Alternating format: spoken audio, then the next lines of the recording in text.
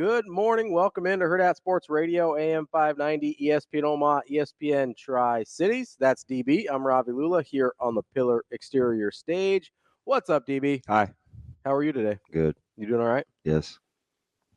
Just one-word answers today? No, I was just thinking to myself, what's our telephone number? It's 888-638-4876. That is the telephone number. I know, but I had to think to myself, but you were asking me a question at the same time. So I was like, I'm going to give you as minimal information as possible so I could stay on the directive that I had in my head. I'm finding out what the phone number is. It's way too much. You didn't even ask all that, did you? You just were like... No, I'm glad. I like to peek behind the curtain. Just for once trying to make me feel better about myself, right? You're like, yeah, I didn't ask all that. Because you would probably give me that answer, and I would be thinking that in my head, but I would placate you as well. Well, I'd be like, oh, thanks for sharing. That's how partnerships work sometimes. Is it? I mean, you'd be sarcastic about it, and I know what you were thinking. Absolutely not. I mean, I am serious. Nothing says serious like ODB. Like ODB. Yeah. One of my kiddos yesterday said something that I may take with me to the grave, and every bad day that I have with you and the players or actual children, rest of the free world, I'm going to use. No, as a player. Okay. Well, you said kiddo, so I wanted to clarify. Well, fudge, he's like 17. No, I understand they're kids, but I didn't know if it was like one of your actual children. No, they don't say anything nice to me. That's not true. We were coming off a very critical time, right? Okay. Where you're doing some install and you're getting ready for week one, and it's kind of the poopy days of camp. And yeah, we're like 9 days out. So the last couple of days, you guys are a week out. Yeah. Had a few really good meetings, like reestablish our pillars, our culture. Brought the players in the other day and had a couple mini meltdowns. For the players or coaches? Coaches. Okay. And it's important to clarify. You never know. I mean, full disclosure, we're a little spoiled, right? Like, you've had it good for a minute. Yeah, really good leadership, and yeah, there's always incumbents at the quarterback spot, and whatever, right? Yeah. He goes, man, he said there are smart coaches, and there are cool coaches, and then there's you, Coach B. I said, oh, player blank. Mm-hmm. I appreciate that. That's really nice. And in typical cynical fashion was, I'm walking off and he runs up behind me and in my ear he goes, but stay in the moment. See, if it were me, oh, this ought to be good. If I had heard that, if I was receiving that, I'd have been like, and you're telling me I'm not either cool or smart. I'm just there. Oh man, that was funny. So I'm actually glad you brought that up. Why? About establishing your pillars, not the other stuff. Oh, I mean, that's interesting still, but pillars, pillars like exteriors where we're on the stage right now. I like it. PE, baby. But the physical education, that's a different thing. Stickler. Oh, the heat is on, and we saw Haktua, Baker Mayfield, and who else? I think I should just go with TT. Tua Tagovailoa? Yes. Or do you just want me to say Tua? You can do whatever you want. Can I? Like T.I., you can do whatever you like. Like T.I. I like old T.I., yeah. What's the difference between old T.I. and new T.I.? All the new songs aren't as good. I haven't really listened to music lately. I just catch them every once in a while. I'm like, meh, that one's not for me. You say meh? Sometimes. Meh. No, that's a word you use in script, not. So when I use it out loud, I don't. Meh. The M's not on there. It's more like a eh. Okay. It's like Uruguay. Like Uruguay. Yeah, be careful here. So that's a Blade DJ Yu-Gi-Oh moment. Uyangalele. Can you say your other running back's name, Toafili? I try not to. Well, you got a tandem. You better learn both their names. Yeah. Those guys can tote the rock. They're going to have to this year because I still don't think DJ is very good. Wow. He is. I mean, he's fine. He is what he is. You're on this quarterback thing, aren't you? Well, I mean, when you've got a guy show you who he is for 4 years, I'm not going to expect him to turn him into like a unicorn. That's what I'm going to ask our guy, Matt.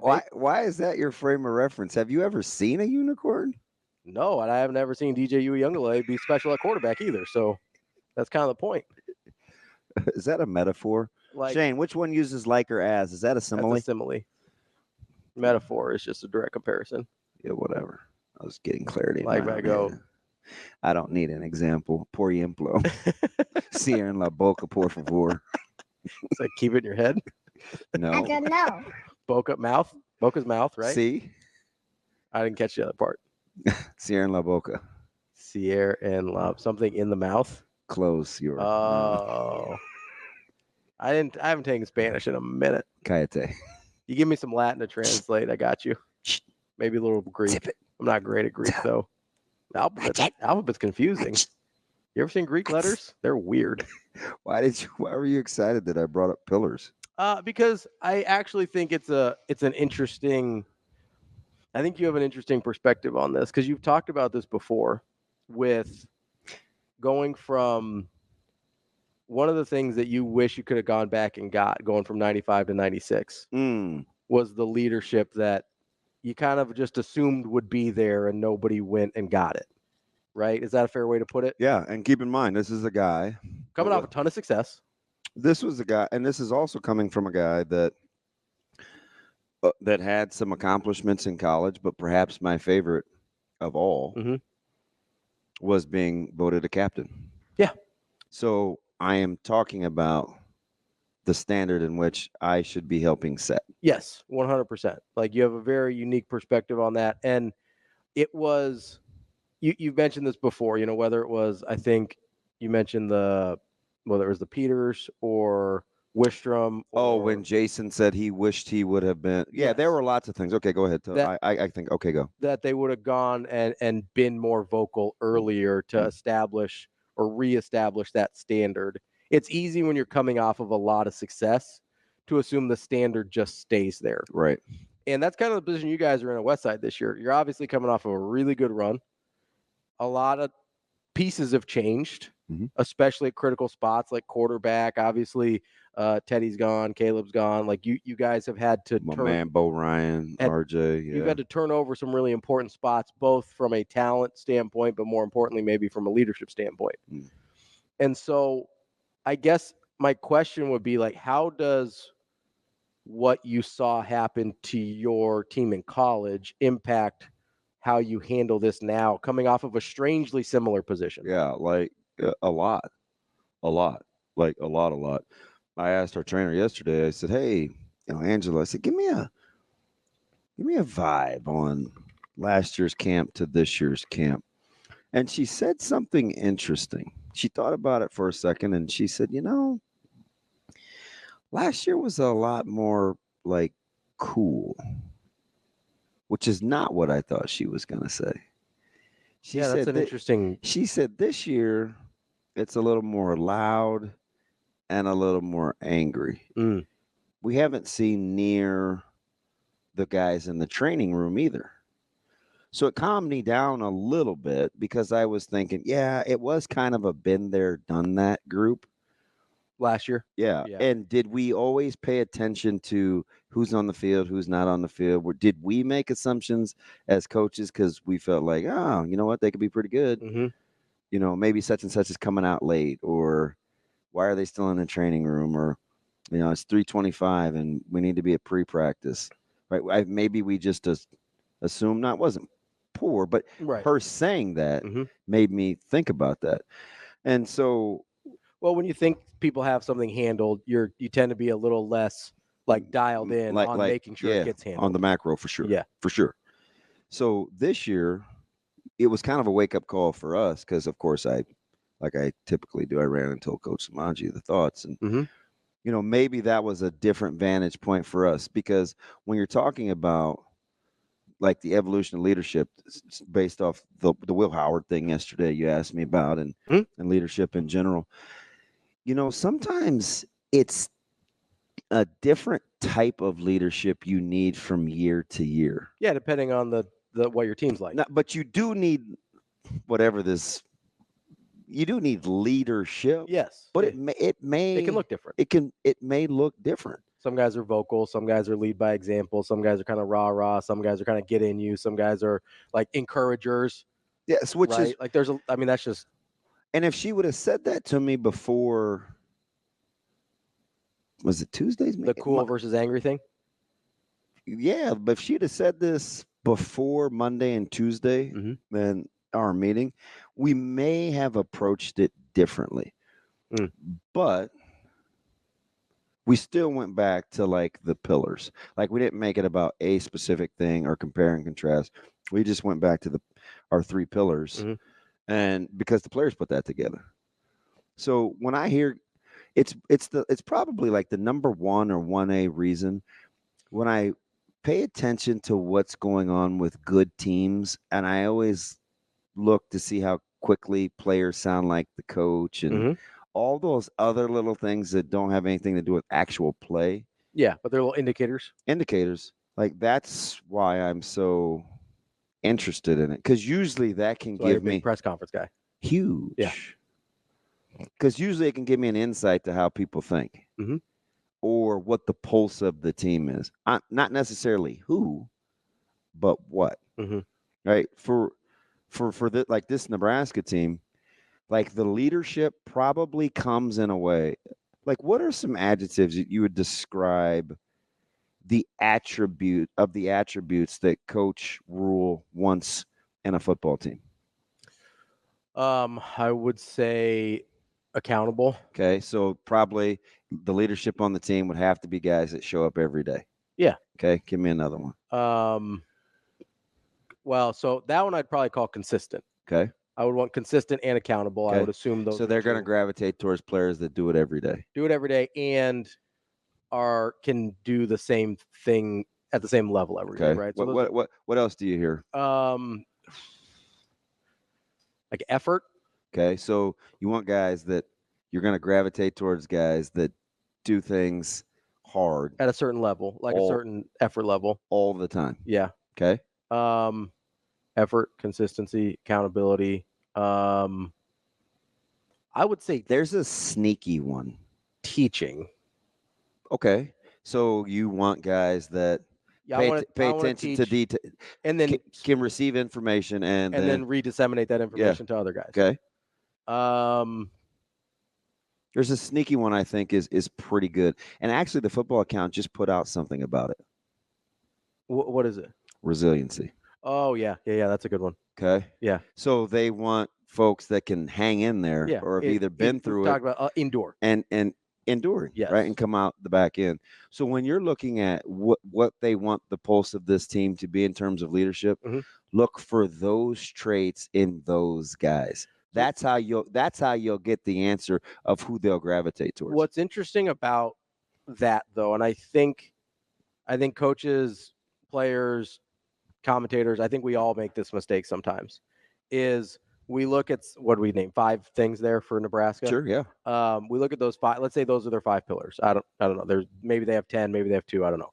But let's say those are their 5 pillars. We assume that those pillars look a certain way. And I think when you get, you talk about the different types of leadership. I think when you really get somewhere is when you can identify. Okay, it's kind of like how they used to teach you to bat as a baseball player, right? It's like, hey, I don't care what your stance looks like.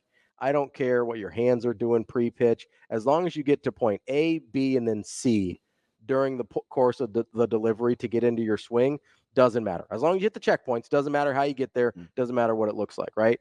And I think sometimes we get a little too rigid in what we think about in terms of what upholding those pillars looks like. And again, for different teams, and even for the same team in different position groups or different points of the season, you're going to need that to look a little differently, and different guys will kind of embody those things in a way that's more useful to the team than at other points in the season or with other teams. And I think that's like, it's a lot more fluid. We talked about this yesterday, a lot more fluid than I think people give it credit for in order to be successful over the course of a season. Like, a season is not a singular unit. There's a million different little things that happen throughout the season, right? Starting from all the way back in spring to conditioning to fall camp to game prep to conference play to playoffs to whatever, right? Like all of those and a million different things in between that I'm not even mentioning, right? All those different things require or can require a different type of leader. Yeah. It's and I look at that and I say, okay, what do I think? What's Nebraska trying to plant? Mhm. Okay. That's one thing. Then I look at teams that have consistency of success. And I always try to ask myself, what are some intangibles that I think these successful teams have been exuding? Mhm. Right? Like, how does it fit in with what I hear at Nebraska? Resiliency or competitiveness or keep showing up or any of those things. Mhm. So I looked within the conference and I said, oh, shoot, what you just said. And I didn't know what you were going to say. I Mhm. just was gleaning the information. I'm like, oh, man, that sounds like Iowa. Yep. I was like, oh, shoot, that sounds like Michigan. Mhm. Oh, man, we're doing that. And that kind of sounds like Georgia. Yeah. Which we don't give the talented teams credit for that very often. No, we don't, because they're like, oh, well, if we had 5 stars. Even they have peers. Yeah. Like right? Georgia and Alabama and Ohio State are all peers. Like what's the difference between LSU and Georgia? Though the pillars, probably. Probably. Right? Like, it's not talent. Right? Like, it's definitely not talent. So even amongst the the elites, the upper crust of the talent of the world. What's the difference between Ohio State and Michigan right now? I mean, Ohio State does recruit at a higher level than Michigan does. Yeah. So what? But Michigan beats them, right? So you look at and you go, okay. How is this lesser talent team beating Ohio State consistently? So that's why and then you go to the pillars. Yeah. That's why I think that stuff matters, and that's why I'm a big. How does Iowa beat anybody? I mean, let's be honest. If we're being real, it's incredible. They don't recruit at a high level. They recruit at a specific level. It's right. Yeah. But if you're just looking at I think that's the thing. And speaking of Iowa, Kirk Ferentz is suspended for a game. If you haven't heard. Yeah, that's a set. Yeah. But and what took so long? It's been 2 years.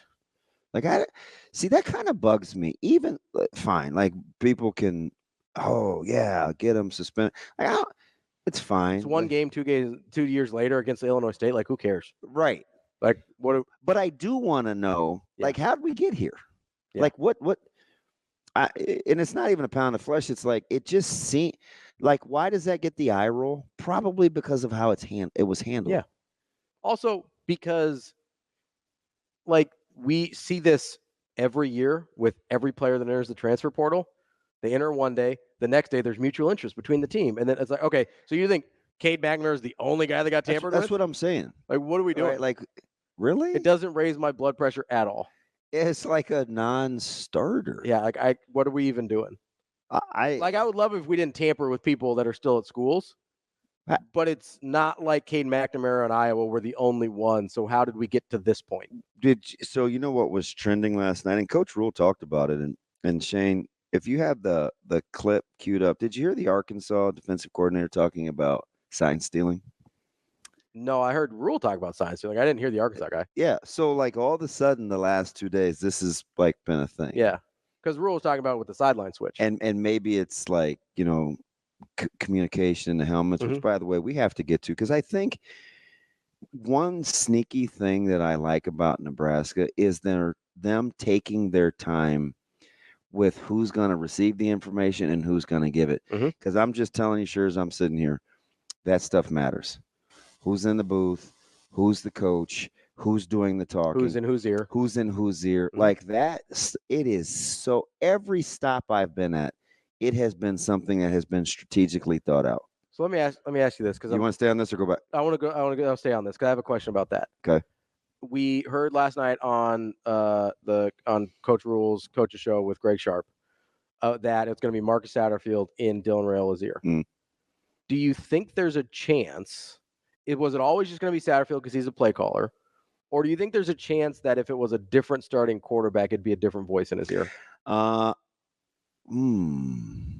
Just for the way like they receive information versus the way they give information. Wow. Good question. Probably wouldn't have mattered. Okay. But I do like the thought, because that 100% matters. Yeah. Right? Sometimes I've been in the booth. Sometimes I haven't. Yeah. As my career has gone on, I've been in the booth a lot less. One particular stop, we tried it, in the booth and didn't like it for a multitude of reasons. So I came back down. Like, I don't want people to like this communication thing Mm-hmm. is probably more important than we give it credit for. Especially with a freshman quarterback. It doesn't matter. They're not used to it. Yeah. Doesn't matter. Like, with the earpiece thing. yeah, you're just not. I meant communication in general. You're just not used to it. So who's giving and who's receiving the information has to have certain traits. Yeah. And I like Coach White. Like, well, who's gonna be the guy? Like, am I playing to my strengths? If it's me, do I want it to be somebody else? Do I want it to be Rob? And sometimes people will look at that and they're like, well, how do you not know? And I'm in my head, I'm like, take all the time you need. Yeah. Practice it. Yeah. Rehearse Try it with different people. I'm glad you guys have been doing this for X amount of weeks. Yeah. Just one detail that they're checking off. Because believe me. Well, they did it last fall or last summer or spring. It's critical. Yeah. So it doesn't make me nervous that they were experimenting so late in the game, because I'm just telling you, you have to be able to be concise, speak the same language. It can't hurt you on the sidelines if that's what you're doing. If you're strong in some other area, it takes you away from something else. Yeah, right. Well, so you have to figure that out, especially at quarterback, right? Like, let's just say it was Danny Kaelin. Like, Danny Kaelin probably needs different information from a different type of voice than Dylan Raiola does. Right. So maybe Satterfield's capable of both. I don't know. But that's why I asked the question, because that's legit. Like, different quarterbacks need different things depending on their personality, their development, where they're at. And how do you figure out who needs it on defense? Yeah, that's harder, honestly. Is it the guy that's uber talented and just needs a little bit of coaching up on the finer points, or is it the guy that's really, really good on the finer points, but you're wasting it on him because he knows everything anyway? Unless that's the guy that can disseminate it best to the rest of the defense. Is that guy a communicator? It's a good question. That's why you have to figure that stuff out. Coming up next, we'll set up the show and let you know what we've got coming up. Nebraska named a starting quarterback. I don't know if you heard. Welcome back to Hurrdat Sports Radio, AM 590, ESPN Omaha, ESPN Tri-Cities. That's DBM Ravi, Lulla here at the Hurrdat Sports Bar and Grill. Coming up on the show today, we've got Brian Edwards, our Vegas insider, at 8:45, where we can talk about actual football games that are happening this weekend. Oh, no. Oh, yes. Coming up at 9, we'll talk to Michael Bruntz from Husker 24/7. See if there's anything new and popping in Bruntz's world. There's a lot going on. Well, maybe. There might be. Yeah. Coming up at 9:30, we'll bet on it, presented by Warhorse Sportsbook. At 9:45, we will talk to Matt Baker, who covers college football, including the Florida State Seminoles for the Tampa Bay Times. Talk about the opening game, week 0 of the college football season with Matt. I'm going to bet on it that you'll have anxiety by 11-12 on Saturday. It's cute that you think that my anxiety ever goes away. You take the under? That's adorable. Wow. It's that adorable. It's too early for all that. It's never too early to be adorable, DB. Just threw up a little bit in my mouth. Cute. What's wrong with that? It's a little weird. I mean, you don't want to throw up in your mouth. That's gross. It's kind of weird. It's not great. You don't want to do that. No. So stop using words like adorable. It's adorbs.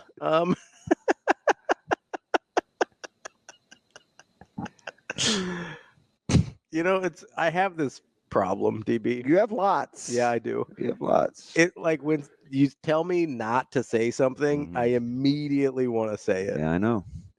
It's a very Ravi thing to do. I think it's a symptom of my joke Tourette's, where I just can't help myself. Yeah.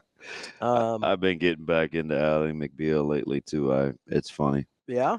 Yeah. I've never seen Ally McBeal. There's a character on there. She's. Is it Ally? No. Oh, okay. No, That's the only character I know. She suffers from Tourette's. Yeah, I don't have real Tourette's, which is a real thing, and I just have jokes. One of my good buddies does. Yeah. Yeah, he's fantastic. I've met a few people. It's like there's like some varying degrees. Yeah. It's not what people always think. Yeah. So with my man TJ, it's more physical. Like the tics. Yeah. Yeah. Than the verbal. auditory. Yeah. Yeah, it's interesting for sure. Mine is not to make light of it. It's just the only way I know how to describe. I don't take it that way. Well, just anybody else out there, Yeah, I feel bad that we have to do that, but I understand. I do like to. Well, so the reason I do it personally is because every once in a while people make diabetes jokes, and usually they're referring to the other kind. But I don't love it. There's a diabetes joke. I mean, if people you're like, if you have so much like, oh, you have like a bunch of sugar on a plate or something, and be like, oh man, you're gonna have with diabetes. It's like, yeah, that's not how that works. It's not how that works at all. I didn't get this because I had too much candy one Halloween. That's not how this happens. Wow. I don't even recognize what we're doing. Wow. Happy late birthday to Shane, by the way. I meant to say it on air yesterday. How'd we forget? Well, yeah, we're bad friends. Maybe that might be it. We didn't say it one time. I know. I meant to. I thought about it like every segment, and it just never. To be fair, though, that's how most of my rundown goes too. Is I think about saying it every segment. We don't get to it. But happy birthday to Shane. Shane, you're thank you. Do you want me, can I say what number it is? He gets kind of squirrely. I just feel lucky that I have the same birthday as our guy Will Pickering on the. It's true. It was Will's birthday yesterday. Yeah, too. I'm it was just Drill's birthday. Yeah, I'm just. Wait, how do you celebrate? By benching 880 or? What did he do the other day? He did 300 something. I don't know. Probably 2,220 pounds. That'd be a heavy bench press. Yeah, that'd be a big one. Shane, what did you do? Did you give yourself a cake? No. Is that Jess? I think so. Did you go buy some exceptional Little Debbie's? No. Did you hang out with your brother? No. Did you go to? I did that on the weekend. Did you go to your neighbor's house? Did they bring you a Little Debbie snack cake? No. No zebra cake? No. I do like a zebra cake. No. They're not as good as the Christmas trees. No though. ho-ho. No. What else is there? You ever had the like Little Debbie Christmas trees? Yes. They're elite. No, they're not. What did you give yourself a special TV dinner? No, I went out to eat with some friends over at Tasty Pizza. Oh, there you go. Yeah. Hey, that's they were buying, so I'm like, okay, I can handle that. Wow. Well, happy birthday, Shane. Yeah, I ain't gonna knock the hustle. There's a lot in there. What'd you order, Shaden? When I walked in, it was like, why the f*** is Shane walking in there? And you know what I said to him? What? So the DJ can't spin. I guess not. Did you just give yourself extra pepperonis, or what'd you do? Yeah, what's your go-to pizza order, Shane? I just had the pepperoni there. I know the bacon Gouda is good there, but I mean, I just wanted something light and easy and just something. Nothing says light like pepperoni pizza. Since it was on their bill, did you get a bigger one so you could eat it for a couple of days? No, just the regular size one. Yeah. Yeah. Okay. You got to game the system a little bit. Be like, I need a big pizza. Oh, I didn't. My eyes are big in my stomach. I got to take the rest home. Then you're eating for a couple days. My buddy took me out to eat a couple of weeks ago, and I got everything fish. Like I did not want to take advantage of the situation. Yeah. And the fish. Oh, it was fantastic though. What kind of fish you get? Halibut. I like halibut. Oh, it's incredible. You know what's weird? It was incredible, and the whole thing sequentially was seafood. So I went with the calamari. Oh, I love calamari. Then the scallops, and then the halibut. It was sensational. Yeah. And then I looked over, and he got was it the porterhouse? It was something big, and I looked at it, and I was like, oh, that'd be good. You know what I do sometimes? That was the night I ate off his plate. You know what I do sometimes if I'm like taking somebody out, and I know people think like that where they're like, hey, I'm not going to take advantage of the situation or whatever. I will purposely order something like, even if I don't necessarily want it, that's on the higher end of the menu so they know like it's okay to order what they want. So like, for example, if you were taking your brother out? Well, I'm trying to I was more thinking of my buddy Evan in Champaign. We went out while I was over there. So I'm like, what are you doing? You all right? No. You gonna be okay? You seem very hurt right now. You can mention my age, by the way. I mean, I have no problem being 35. I almost said it. It's cool because people guess. Yeah. Because there's only one guy in the local media that's constantly lying about his age, and he's done that for like 15 years, and nobody's quite figures it out. Yeah. But I did because the numbers didn't add up. about one it day, and I was like, around, nudge, nudge, wink, wink, about every Thanksgiving around then, just ask him. It'd be a lot different than it was the year before. well, in case somebody's wondering, I'm 37. Yeah. That's the right number. Shane and I are in the close neighborhoods. Well, Travis says 35. You sound like 20. So That's true. I do think people have no idea But how I old you do. are. Well, full disclosure, I think one of Travis's gifts is exhortation. Like I think he says nice things. He encourages. Yeah, just like me. Travis does.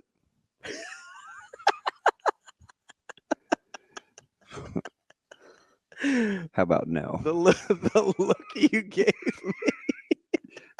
How about no? DB, I'm so nice to you. Just not in front of people.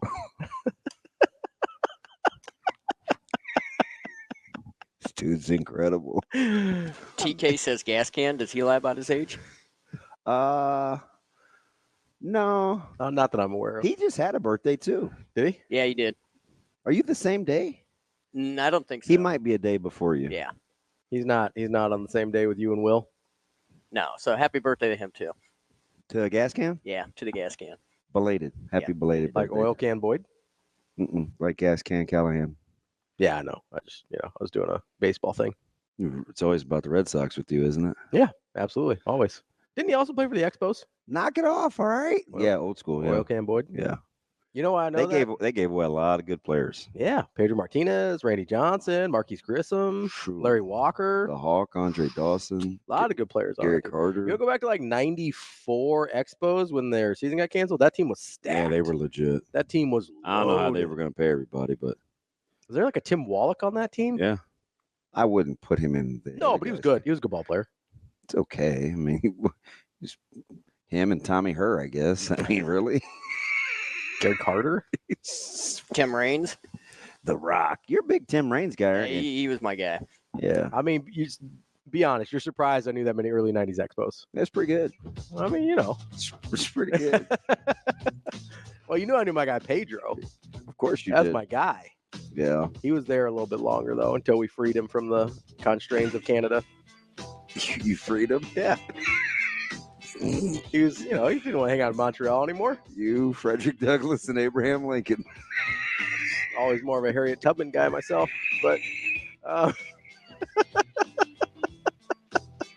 that's TV. I'm Ravi, Lulla. Hey, did they announce a starter in Lincoln? I think they did. Maybe we'll talk about it next here on Hurrdat Sports Radio. Wrapping up hour number 1 here on Hurrdat Sports Radio, AM 590, ESPN Omaha, ESPN Tri-Cities. That's DB. I'm Ravi Lulla here on the Pillar Exterior stage. If you're headed into work, make sure you have your seatbelt fastened. I know DB and I can be a little distracting, but make sure you don't forget to make it click.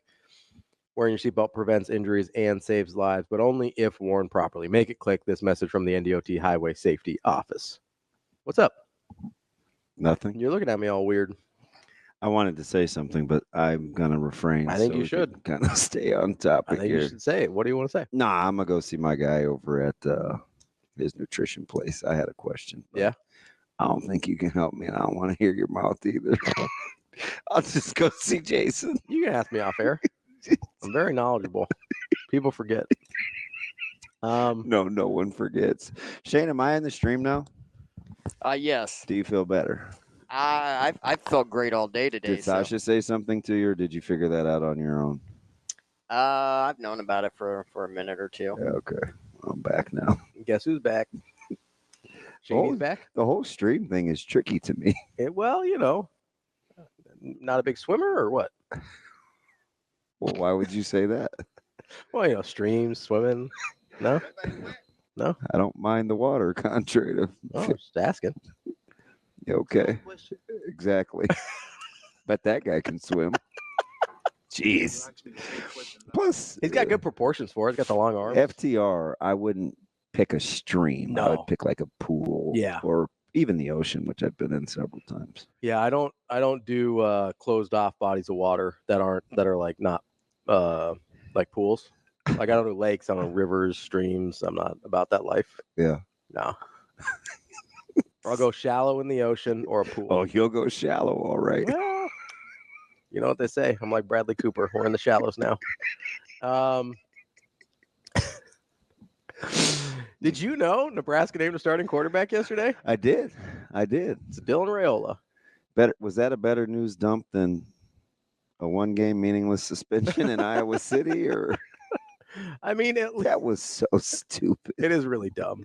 I just shook my head. But anyway. I mean, it's, probably the most inevitable feeling announcement that we've had for a while here. Yeah. I mean, I still get it. And you're going to be like, weird. You're defending Nebraska, slow playing the quarterback spot. No, I think it's okay to let it play out. Yeah, I thought there was a chance we may not find out until we got the depth chart. Yeah, and I figured, and it wasn't so much about the one after a while, as much as it was about 2, 3, 4. Yeah. So that's the part I'm going to be interested in. I do think that's an interesting dynamic because he kept saying with the other guys, he kept referring to H2 and Danny. Mm-hmm. Hasn't brought up Jalen a ton, right? Which I think, and you brought this up, and I think it's a good point earlier in the week. Ooh, I don't know about that. Was it what I say? That you think if they had their druthers, they'd prefer to have like a Jalen as the 2. Yeah. So that they can use Harburg other places. Mm-hmm. And so that you don't have to change the offense. I could be wrong. Right. But I would tend to agree. But I also don't know what that looks like. Yes, yeah. Is you capable of stepping in and winning games too? Right. Because they think Harburg is. Again, when was the last time we had a starting quarterback start every game of the season? So I think Armstrong started every game one of his years, but he didn't finish every game. So that matters too, right? I mean, he got hurt early, and I think a couple of them in, I want to say like his junior year, and didn't finish, but he did start. And so you're definitely going to need, I would assume you're going to need multiple quarterbacks. Coach Rule said that the whole time. So I think the next evolution for this is, because now you're paring down the offense. You're already game planning. You're thinking about, okay, what are my pet plays? What do we do well? All of that is the stuff that you expect naturally. Mm-hmm. What you don't expect is, and this is that's why you can't always, people can make you dumber, right? And people have their jokes like, duh, and they named a starting quarterback. And, we'll do that stupid stuff locally. Mm-hmm. But I think part of the design is you want to slow down the process of distractions. Okay. So some of the distractions will now be the national attention that it's going to garner in terms of interview requests and Zooms and media appearances and things like that, right? Because why we joke about it here lightly, I think strategically, while you're trying to develop quarterback depth and keep a competitive environment, which I do think is part of it. I don't think that's coach speak. I do want to touch on, but continue. But I also think like you want to slow down the off the field stuff that isn't really football related, because that's a whole nother. Yeah, it's a whole other thing. That's a whole nother entity. Yeah, it's another variable. Which is what I was talking about on Betting Bites yesterday. Like the mental hurdles and the mental stamina that you need to play a role of significance at any sport of significance is very, very, very much undersold. Well, we see it all the time. Very much undersold. When a guy gets popular seemingly overnight or gets successful seemingly overnight, and then they've got, the commercials. Or remember with Baker Mayfield when he was in all the commercials, he was in the Hulu commercials, like, oh, man, he got distracted. And maybe he did, maybe he didn't. But you just see the volume of stuff that there is either opportunities for or has to be done. Look what happened. That wasn't there like the day before. And you never know when it's going to hit. Like, look what happened with Shannon Sharp. Shannon Sharp had been popular before. Yeah, and for a while. He's a Hall of Famer. He navigated being really good in the NFL. He navigated being but popular on TV for a long time. But then there was this next succession with Club Shay Shay and national attention for kind of a different way after the Cat Williams thing. And then there was this stretch. And that's a seasoned, savvy, guy's been doing this for a living. Veteran. And doesn't have to go play football on top of it. So, like, it can happen incrementally at different stages. We've seen it with, like, young upstart coaches. It can be a certain way for a while, and it's like you're flying under the radar. then success happens, and it's like Kind oh, of gets on shoot. top of you in a hurry. It can happen in a hurry.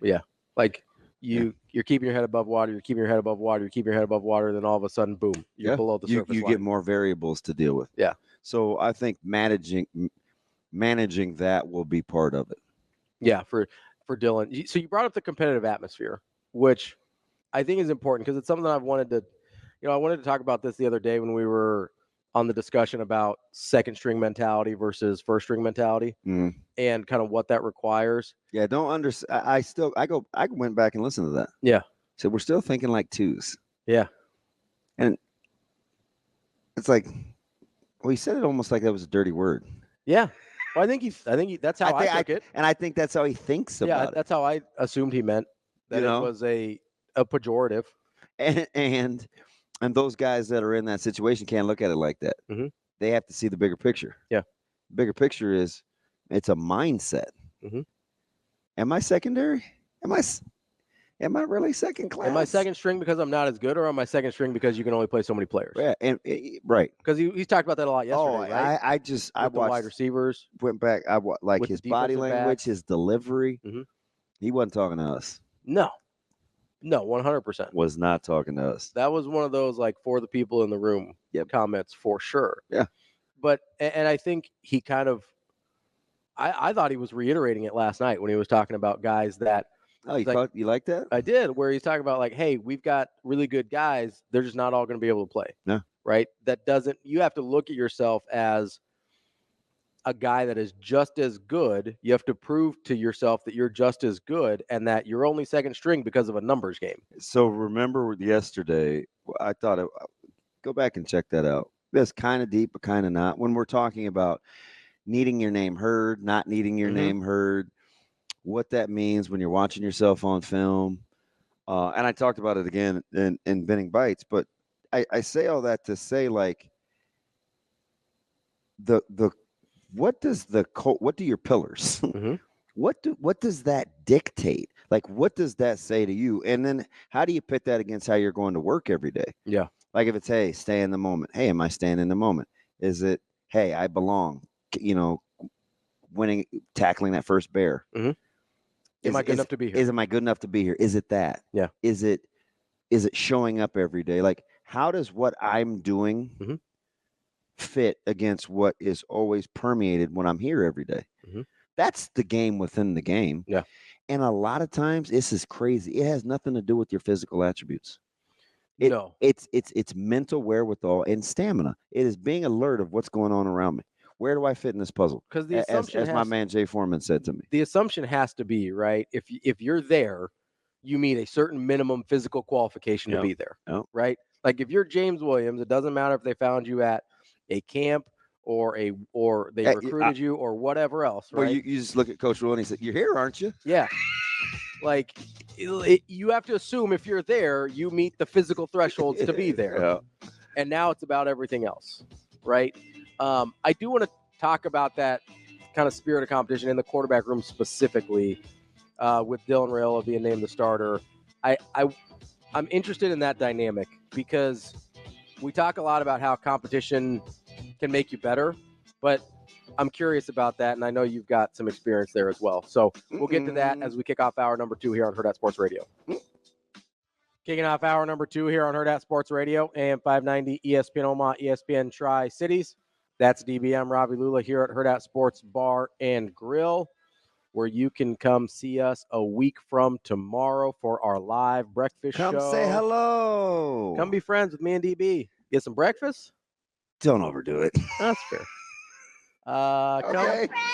Come sit. Knock it off. Come sit at a respectful distance away from me and DB. Well, you can do what you want to do. I like everybody. Chances are there's going to be some good bacon. You can get some breakfast. You can maybe get some breakfast cocktails if you're in the mood for that. If that's Why how are you feeling always on Friday. soliciting cocktails? Because you can have them. We had some people last time we did this. People were like, "Oh, can we get Amazing Dan is kind of bummed because this is one of the first times ever he's not. He won't be here." I always want to say support me because I'm the common denominator in the last 10 years, but I guess it's support us. Well, and you both got the Steelers thing going too, Yeah. He put something on my timeline though that I think screwed up my Your algorithm? Yes. Uh-oh. Dude, I have like 15 Chuck Berry things on my Twitter now. I saw that. No, I'm dead serious. That's funny. And now I'm getting Sam Cooks, and I'm like, I want to tell X, I'm like, hey, I like these guys. I do. I love music. I love music, but I don't want it. but it's flooding my For Yous. You gotta. So if I put like Elvis on your timeline, that'll screw it I up. don't. First of all, I don't know who Elvis is, but Elvis? don't put that. like in the Chipmunks? Don't put that guy on my timeline. I'm gonna put the Beatles on your timeline too. Maybe Johnny Cash. Dude, let it be. Oh yeah, Johnny Cash. Dude, I don't walk the line. I draw the line. All right. Got a burning ring of fire. Like me and Indy. Or more like Usher.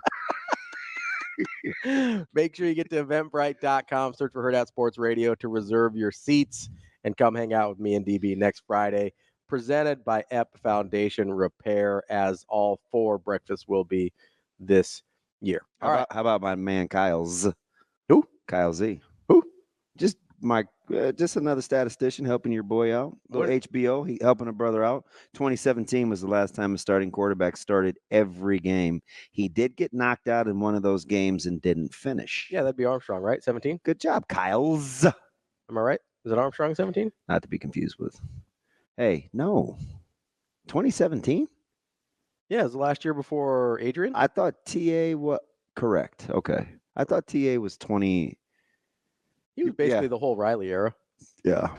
The last year of Bo and then the whole Riley era. Pretty overlooked. TA?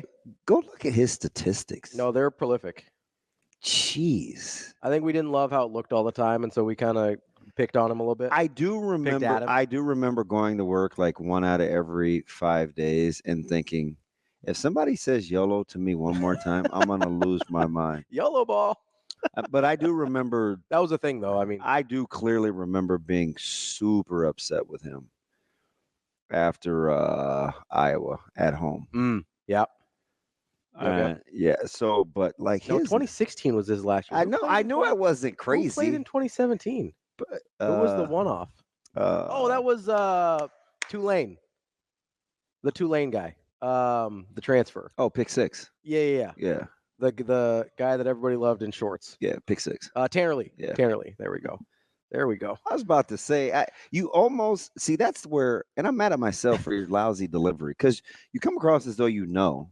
So I was gonna ride with it, even though in my soul, deep down in your soul, it didn't. You know who his numbers look a lot like? It didn't feel right. DJ Uiagalelei. They do. Why does everything have to go? I'm so sick of UNRP. Why does everything have to come back to FSU? I'm just saying. We were talking about it earlier. They do play this weekend. They do play this weekend. My man WD3 said, well, they kicking onside in Ireland. I am so, can I just say this now that it's over? Yeah, let's do it. I would be pissed every day that we let one thing that happened in a game become the narrative of a season and a few years. I couldn't, but because the coach and the athlete in me was like, we cannot be that fragile, but we were. I was going to say you're not frustrated that people talked about it. You're frustrated. Yes, I am. Yes, I was. Okay, because I was frustrated that they were actually that fragile. Yeah, I got frustrated that we let one half in Colorado derail a season. Yeah, like it can't be. You can't be that fragile. No. You'll never win anything. And so I'm like, man, if I have to hear this one more time, and people would be like, my boys would be like, man, the truth will set you free, man. Just embrace it. Enjoy. I said, no, listen, because is that funny that I had some anguish? Is that funny? No, it's funny that your boys are like, hey, the truth will set you free. That's what I was laughing about. Yeah, they're stupid too. I'm like, no, because, and I'm like that, where I think if you say something enough, like we speak it into existence, and sometimes it's to the negative. Like we should have moved off of that. But it became a thing for like multiple weeks in a row. And then we, the media, we, the fans, or we, the team? Everybody, because the team ate it. So this is a chicken or an egg question for me. No, it's not. No, it is. No, it's not. It's an individual. Okay, go. So I feel like did we keep talking about it because it was a real thing with the team, or did it become a real thing with the team because we were talking about it? That's a beautiful question. Thank you, Coach. He's not telling you the truth. I feel like you control what you can control. So if you need to zip it, right? Like I'm. So the chicken or the WD3 is on a roll. He called him DJ Ukulele. Knock it off, Walter. Don't leave it to chance with somebody else. Stop you. Right? Like, oh, I'm just saying it. They believe it. Well, you could, like, you go first. So here's my question though. If you go first. If as doing this job, if you genuinely believe that this thing affected the team, then I don't know if it did or not. No, but that's why I asked if it's a chicken or an egg thing. Because if you think it genuinely, I know we added something to the fire to keep it going that we didn't need to add. That's what I know. If you think it genuinely impacted the team, if you're sitting here with the headset on doing this job and you genuinely think it impacted the team past that game, first of all, it clearly impacted that game. If you think it impacted, I think so. Okay. I didn't think they had the ability to mentally recover after that. Did you know that going in? Or did it at the moment I thought so. Like in real time when it happened. I don't believe you. I really did. I don't believe because we'd seen 3 years up to that point of one thing kind of causing this team to self-destruct. Okay. We had a history of it at that point. And so maybe that's a fan thing, but it seemed like it was a player thing as well. Okay. So if you genuinely losers lose, is that what you're thinking? I think there was a mental fragility, like you said. Like if you have seen people crumble after something goes wrong for 3 years, then when something goes wrong, you expect them to crumble, right? We hadn't seen them overcome that at any point, really. And so when it happens, you're like, oh, God, that seems like it's going to be a thing that's going to bother this specific team. So do you know why I think because I'm okay, I'm listening. Mm-hmm. You do realize, though, when I say control what you can control, that goes for the team too. Right. So you had a bad play. You had bad decision making. Mm-hmm.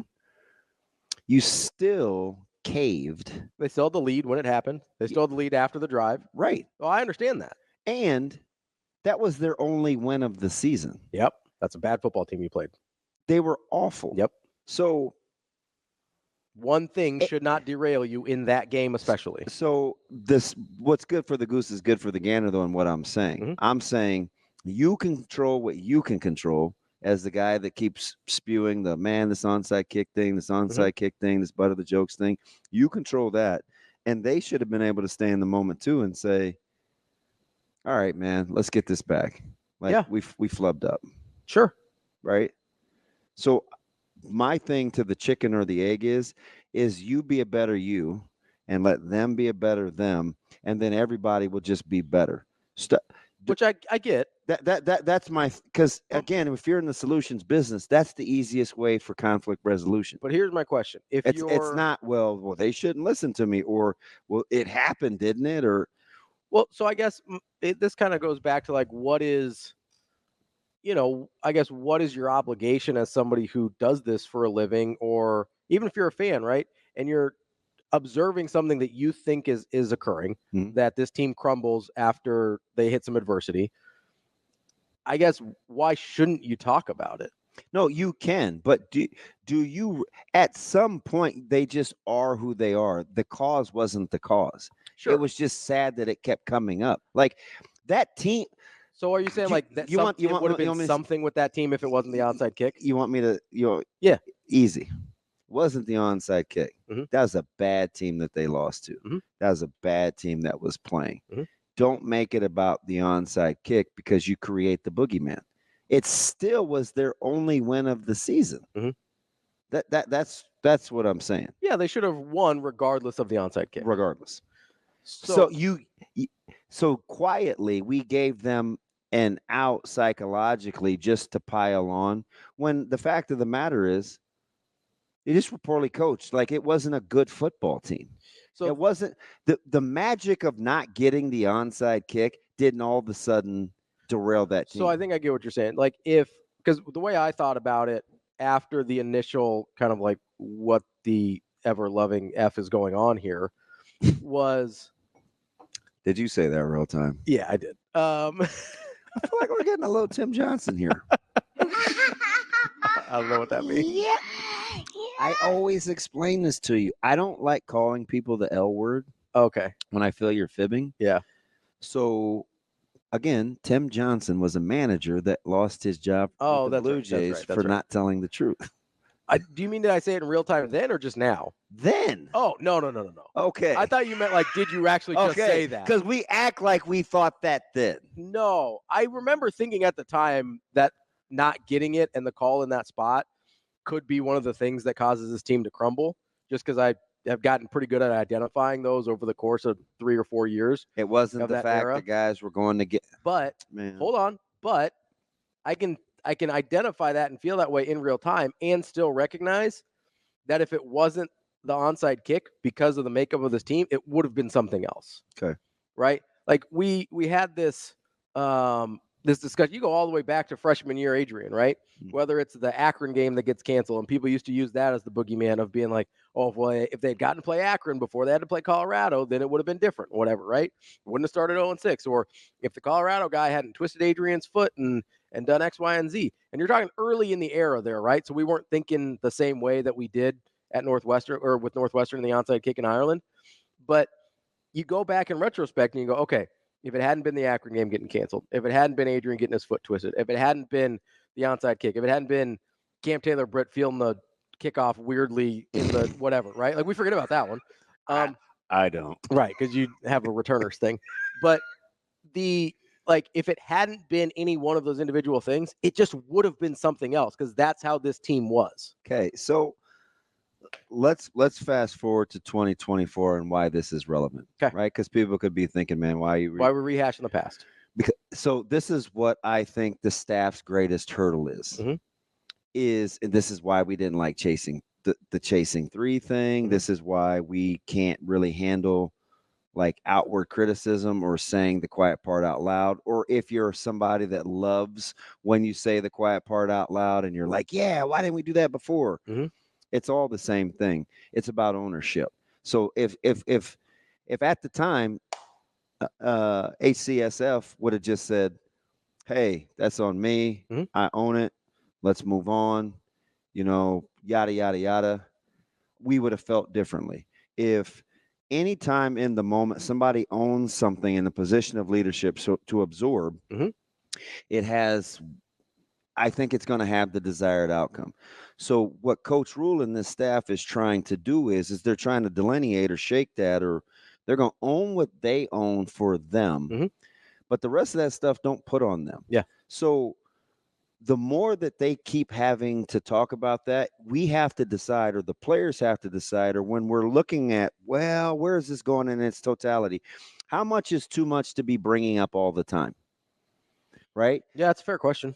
How much is too much to be bringing it up all the time? You used it with turnovers a couple of years ago. How many times can you bring up turnovers before? Yeah, it's like diminishing returns. Yeah. Yeah. Right.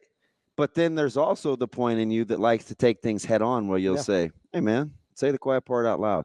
You know what the difference is? And if you can't handle the mental rigor of being talked about turnovers, then maybe this isn't right for you. It's probably wrong for you. Yeah, this probably isn't right for you. So to land the goddamn plane is, while you're controlling what you're controlling, just remember, mm-hmm. It doesn't matter if it's the fan, if it's the coach, or if it's the player. The fundamental difference between an excuse mm-hmm. and an explanation is ownership. Mm-hmm. So the more we talk about playing a role in the outcome of how things play out as an individual, mm-hmm. the better we'll be. That's why you hear it all the time. If Nebraska tricks it off against Maryland late in the game, it ain't Ireland's fault. No. It's not the boogeyman's fault. No. It's not the we can't have nice things fault. You know what it is? It's get your ass back and cover three and play the third. Use a timeout. Make a better play call. Situationally, be better in the moment. Make a better throw. So you know how you arrive at that quicker, so we don't have to talk about it. Mhm. Is in the moment, ask yourself this very simple question: what could I have done differently as an individual to change the result of what happened? The more you can do that, I don't care if you're at Apple or Mutual or ConAgra or Hurrdat, what could I have done differently to change the outcome? If we could just say that quickly and process real time. Hey, listen, man, my house is in disarray.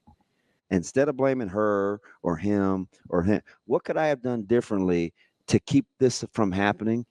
And you're going to call it self-awareness real time, because that's really what it is. Mhm. But I think everybody's not always capable, when you talk about a generic term like self-awareness, of how to process real time, but everybody's capable of saying, what could I have done differently? Mhm.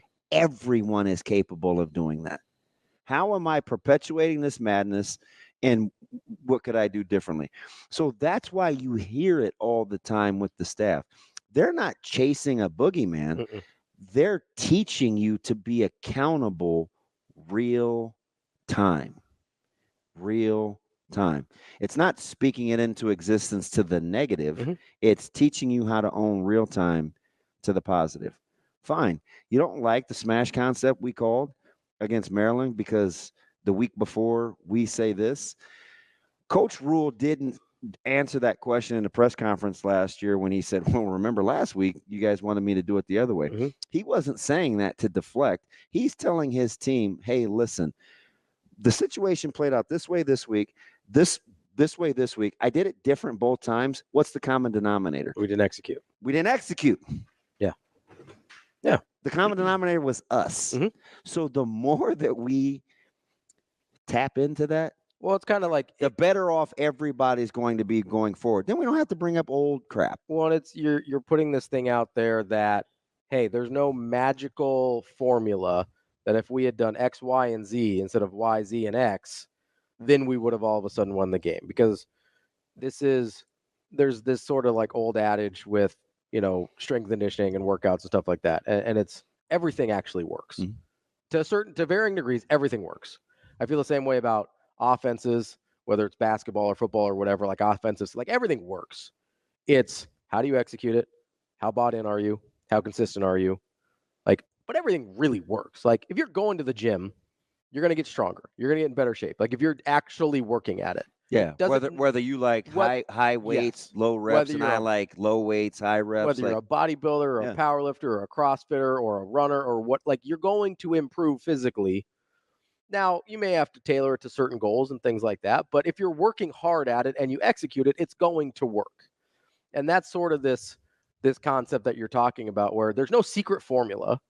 There's no secret combination of like, well, if we had just done this instead of this, and then that may put us in this position. It's like, no, if you execute, if you do what you're supposed to do, then it will work out more often than not. Yeah. Right? I think the thing that makes football and team things in general so difficult is, as there has to be this individual ownership on the most basic of levels for like a collective goal. Mm-hmm.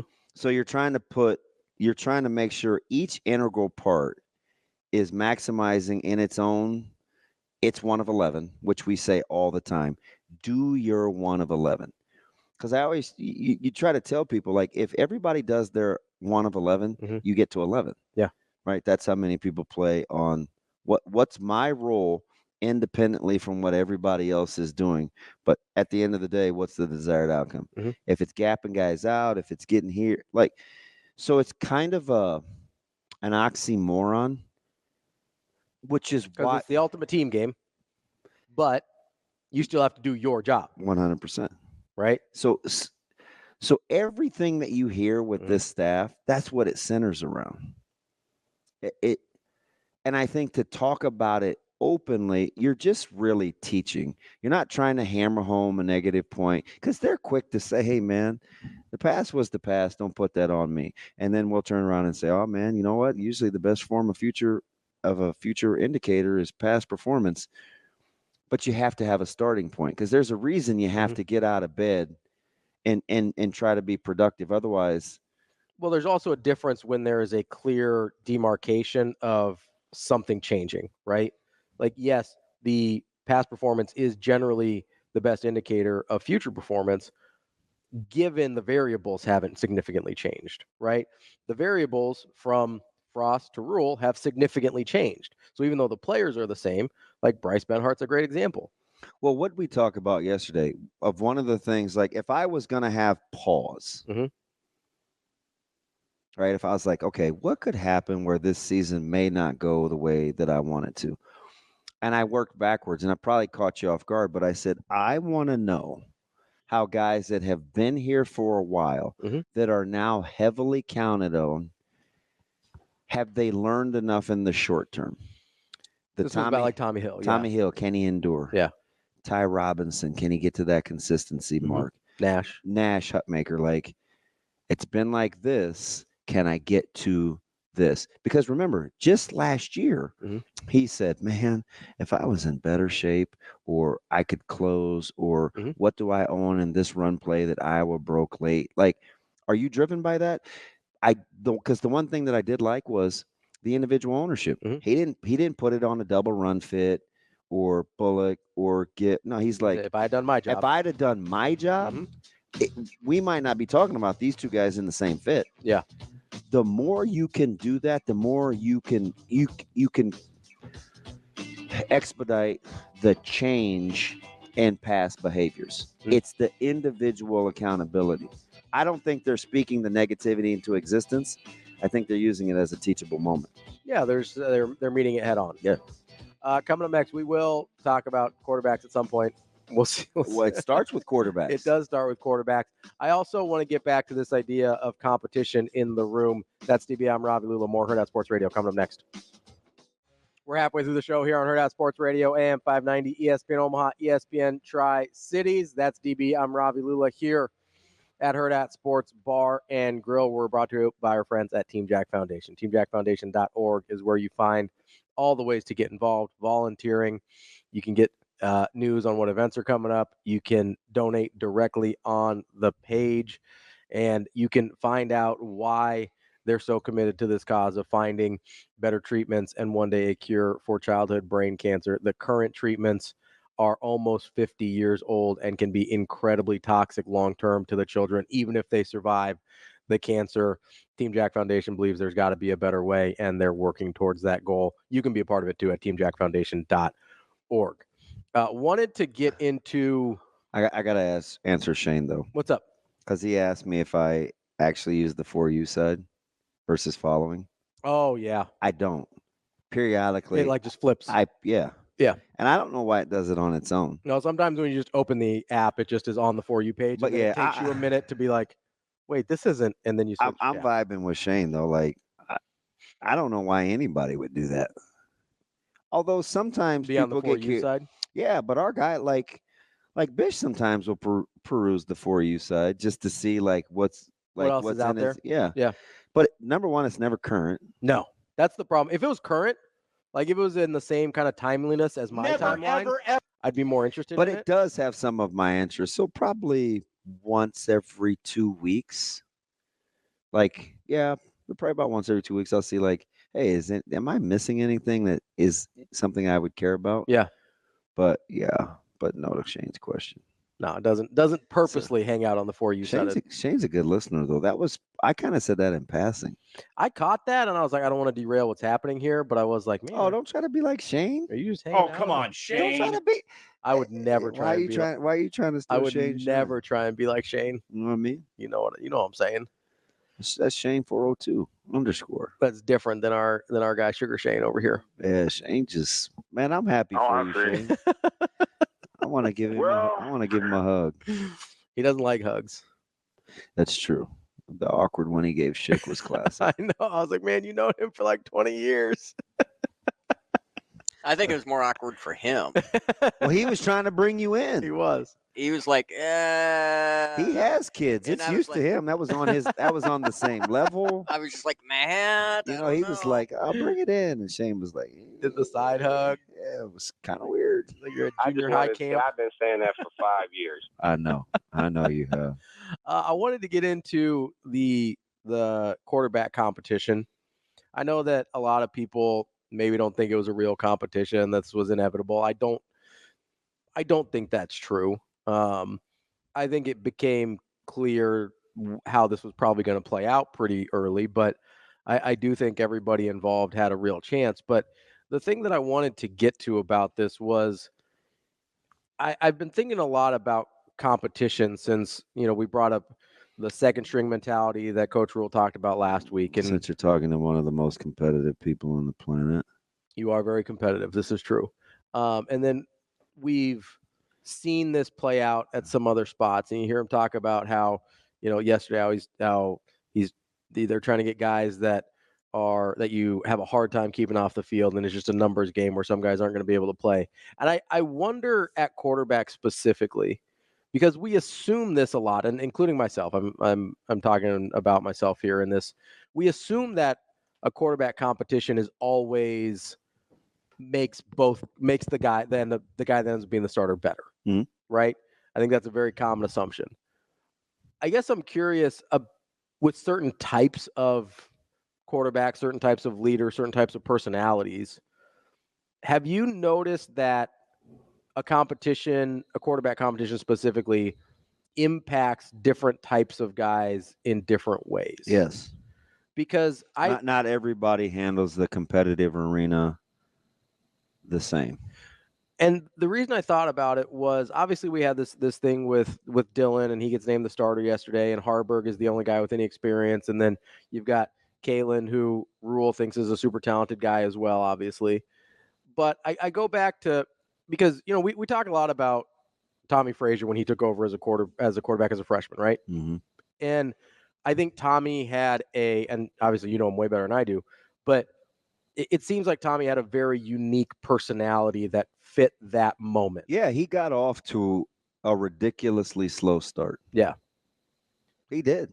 And then as a junior and then as a senior, after he had established himself, ends up in a quarterback competition. Had some more hiccups. Yeah. For as great as he was. Yeah, he was in a legitimate quarterback competition, right? And so, but my question is, I've always assumed that competition made Tommy Frazier better. Correct. My question for you is, I guess, not just about Tommy specifically, but I guess that type of personality. Do you think they would have gotten there anyway, just because that's how they're wired? Oh, man. It's deep. Maybe. I've been thinking about this a lot. So, gosh, that's tough. Because if anybody I can think of would have ended up there anyway, it's probably a guy like Tommy Frazier. It was such a windy path. Yeah. He missed a lot of practices early in two-a-days. Not a lot. Like, I don't want to make it seem like. But I mean, I remember there was this heat thing and this wet towels and kind of bringing him along slowly. And he was behind Mike G. Roots was there. Obviously, Brooke was there. But Brooke really wasn't a factor early, was he? No, which is kind of revisionist history. Yeah. Because he had to show some resolve too. Yeah. Right? Like to stay ready. Would T. Fraze have gotten it would have been easy for him to go home. Mm. Like one thing I would ask T. Fraze, because not everybody has this frame of reference. Shoot, I should text. Like, I wonder if it's 2024. If he leaves. Well, same question could be asked. Because remember, too, right? he didn't play until Iowa State, and it was in a loss. Mm-hmm. And his fall camp wasn't like set the world on fire. During his freshman year fall camp. Yeah. Yeah. AG's another one. Mm-hmm. His but they handled it differently. Mm-hmm. Right? Like, Fraze was a guy, he didn't have very many what I would call close guys early. Mm-hmm. So he minded his own business. Like, he was kind of he was a little aloof. Mm-hmm. And the strongest personalities belonged to Mike Grant, and the offensive line, because Grant got along with everybody. Yeah. He was like the people's champ. Mm-hmm. And the offensive line, Will Shield, like, these guys were like established, experienced. Yeah. and young guys didn't play the quarterback spot early. So T. Frey's impact early wasn't like, overwhelming. Mhm. He had to Earn it a little bit. Yeah, and he had to endure, Mhm. which he doesn't get enough credit for how he handled kind of the slow start. Mhm. Would he have got the I don't know. But you know what I do credit, though? What's that? I credit Coach Osborne a lot for knowing how to handle that situation. Because I look at There's a lot of ways it could have gone wrong. there's a lot, not necessarily wrong, but a lot of ways he could have done it differently. Yeah. And I look at Coach Solich with how he handled the running back situation with how crowded that room got. Mhm. Like, he read the room enough to say, "Hey guys, settle down. Mhm. Like, you're acting like a bunch of hyenas." That's how kind of I felt like he felt. Yeah. He wanted a very competitive room, but we weren't good to Oman. Mm. And it was stymieing his growth. Mm. So he checked us. Yeah. Everybody. Everybody. Yeah. Like, man, hey, all for one for all. Everybody. We're all in this together. We're still young and relatively immature, and we're like, man, this dude isn't God's gift. Like, let's chill. Mhm. And I always tell AG, like, every time I see him, and he can laugh now because he's wise, right? He has his own family. It's like, man, can you imagine how if we would have just acted better, how much better it would have been? I mean, we would make fun of balls on it. We were childish, man. Yeah. So I'm not sitting here telling you like because being a good teammate is hard. Yeah. When it could be it's just hard in general. Yeah, but especially when it can be at your own expense. Well, and it's not and that's like the ultra degree of difficulty because it's not even natural when it's not at your own expense. Mhm. Like, how many of us really genuinely champion other people? Yeah. Yeah, I mean, it's fair. Hey, man, I hope you do well. Go get them. Hey, anything I can help you with? Yeah. And it couldn't have anything to do with us, but how many of us generally champion other people? Yeah, because we're so focused on us, what's in front of us, which is we got the blinders on. And why do I love the quarterback room? Why do I tell you I love the quarterback room when I said for 5 months I think they're getting the temperament right? Yeah, because they're all kind of there for each other. And when you can see quarterbacks do that, because we've heard all along QB1's supposed to be different. Mhm. He needs to be the guy. When you can support one another and you get that room right, the sky's the limit. Brian Edwards coming up next. Wrapping up hour number 2 here on Hurrdat Sports Radio, AM 590, ESPN Omaha, ESPN Tri-Cities. That's DB. I'm Ravi Lulla here on the Pillar Exterior stage. We are joined now by our friend Brian Edwards, our Vegas insider from Major Wager. What's up, B? Uh-oh. Team mute. We got the mic again. Oh, no. Dude, I like his headsets, though. I do. Those might be new. I don't know. I think I recognize those. How about now? There he is. Are those new No? headsets? Hello? Okay. Can you hear us? No, same one. Oh, okay. I can hear you, yeah. Well, you gave me the profile so I could see the red, and I was like, ooh, he's big time. Are you a gamer? Do you like get on PS5 and like win in college football or? Man, my nephew, I kind of got back into it with my nephew when he was like 8 or 9, but he's like 15 now, so he won't even play when I go home. So no, I've retired from the game. I mean, I was good back in the day. Madden, RBI. I was 95 Colts with Marshall Faulk, 5 wide receivers. RBI. I would go 5 wide, and I would throw hardball to Marshall Faulk, and I couldn't be stopped back in the 90s. All I know is I'm glad Bailey can't catch because they went to Three Rivers in the playoffs and laid an egg. So to heck with that Colts team, okay, B? To heck with that Colts team. Yeah, I remember that game, yes. Yeah, I do. They wore those ugly all white uniforms, and I think that was 95, and I'm like, come on, Yeah. That was man. the AFC Championship game, wasn't it? Before Hey, they went to go play the Harbaugh Cowboys? got his teeth knocked out. Yes, Harbaugh he got did. his teeth knocked out. And he had a Hail Mary into the end zone that I think would have forced OT or won it on the last play, but it came up short. Well, God, but you give me a little trepidation. I know the outcome, so I should be fine. But hearing you say it again, I was like, don't catch it. Knock it down.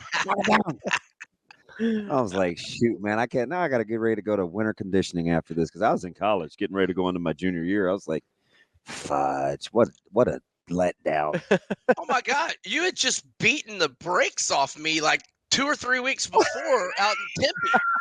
I'll never forget it. And then we're on the runway the next day, and we're all sweating, and like the air conditioning's not running.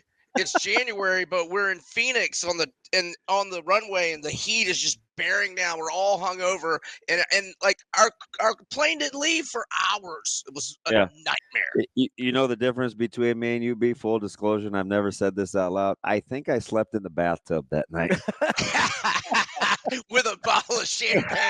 I'm 99.99% sure I had 2 legs draped over the bathtub. That was one of your best nights and one of my worst. The devil's in the details, though. All right. That's funny he said that. Who's keeping track all these years later anyway? I was like, oh, shoot, man, I got to brush my teeth to get on the bus. Well, I'm a shower guy. Well, at least I'm in here anyway. I walked right into all that, didn't I? Yeah. B, we're finally talking to you on a week that there's actual honest-to-God football games. Let's hop in. I know the headliners, Florida State and Georgia Tech. I know you got in on this one way back on one of the early lines. Where did you play it at? Where is it at now, and how you feeling? Yeah, so I got plus 14 way back in June, but I was a little wimp about it. I didn't get much. I wish I had a lot, and then I'd be coming back. I'd be coming back with like 40 to 50% on FSU. And FSU did hit 10 early in the week, but it snapped back to 10.5 real fast. I see 11 at Caesars, but it's mostly 10.5. Now the total was 56.5 last week when we talked.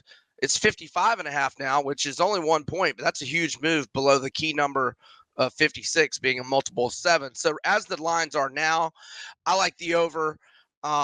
Haynes King creates offense with his legs and his arms, but he led the ACC in interceptions too, so he'll throw them to the other team. And I just don't think Georgia Tech's defense is very good. I got a lot of questions about FSU's offense, compared to how good they were last year. But, I mean, I think they're going to be able to score on Georgia Tech. So I like over 55.5. I would still slightly lean to Georgia Tech on the side, but a 55.5 I think is the best play where the numbers are now. Hey, let me ask you this real quick, B, as somebody that's seasoned and done this a long time. How difficult for you historically has week 1 been with the lines being out there so long that the sharps have been able to maneuver it? We're going to get into it with SMU, so I wanted a precursor. Like, with the movement and getting key numbers, how leery are you of when you should have gotten in? Right. Well, I have not had a lot of success the last couple of years, mainly because Ravi's Knowles have been beating LSU, and I've had LSU back-to-back years in week 1. And I had LSU in week 1 at UCLA a couple years back, or I guess 3 years ago now. But prior to that, I think I'd had a lot of success in week 1. And I'm hoping I'm going to have success in week 1. But, the numbers are moving. I mean, we know how close football season is getting because of the number moves. I mean, LSU moved from 6.5 down to 4 yesterday. I see it's bounced back up to 4.5. We've got A&M now up to 3. I think they snuck up. If you would have got SMU at 20.5. Right. And they were 27 2 nights ago. And then yesterday morning, they moved from 27 to 24.5. But like Damon points out, it opened at 20.5 or 21 at most books. So even though it's come down from 27, it's still way above. It's still past 2 key numbers in 21 and 24 from where it started. I don't love that game. I just know Nevada's bad. And we both think SMU is really good. Mm-hmm. Right. I'll probably, I'll probably have minus 14 SMU in the first half and probably buy it from 24.5 to 24 for a little bit, but nothing major. Just because it's a standalone game, unless there's an FC. I mean, I think there's a couple of. No, I think it is a standalone game because Hawaii's late night. So, B, as you don't have a ton of stuff for this week, what are some of the ones you're looking at early on for week one? You feeling your Gators at all, or what do you got going on week one? Yeah, small opinion on the Gators at +3, which you can get at DraftKings right now. It's 2.5 most everywhere else. But my two, I mean, that's a small opinion on Florida. My two that I really like are Georgia and Virginia Tech, and you can still get them at 14 or fewer. Hopefully, get a 13.5. So Georgia's 46-2 straight up in its last 48. That's irrelevant when you're laying 14, but 36 of those 46 wins have been by at least 14. And I think we've got a major quarterback advantage from Carson Beck to Klubnik. And, I liked what Georgia did in the portal. They get London Humphreys, a good wide receiver from Vandy. They get Trevor Etienne, but he might be suspended. We'll see. And they get Ben Urasek, a Stanford tight end, as a 4-star transfer, number 1 recruiting class, all that. I like Georgia to roll Clemson, and the national narrative to be from week 1 to week 2 what a knucklehead Dabo is for not using the portal.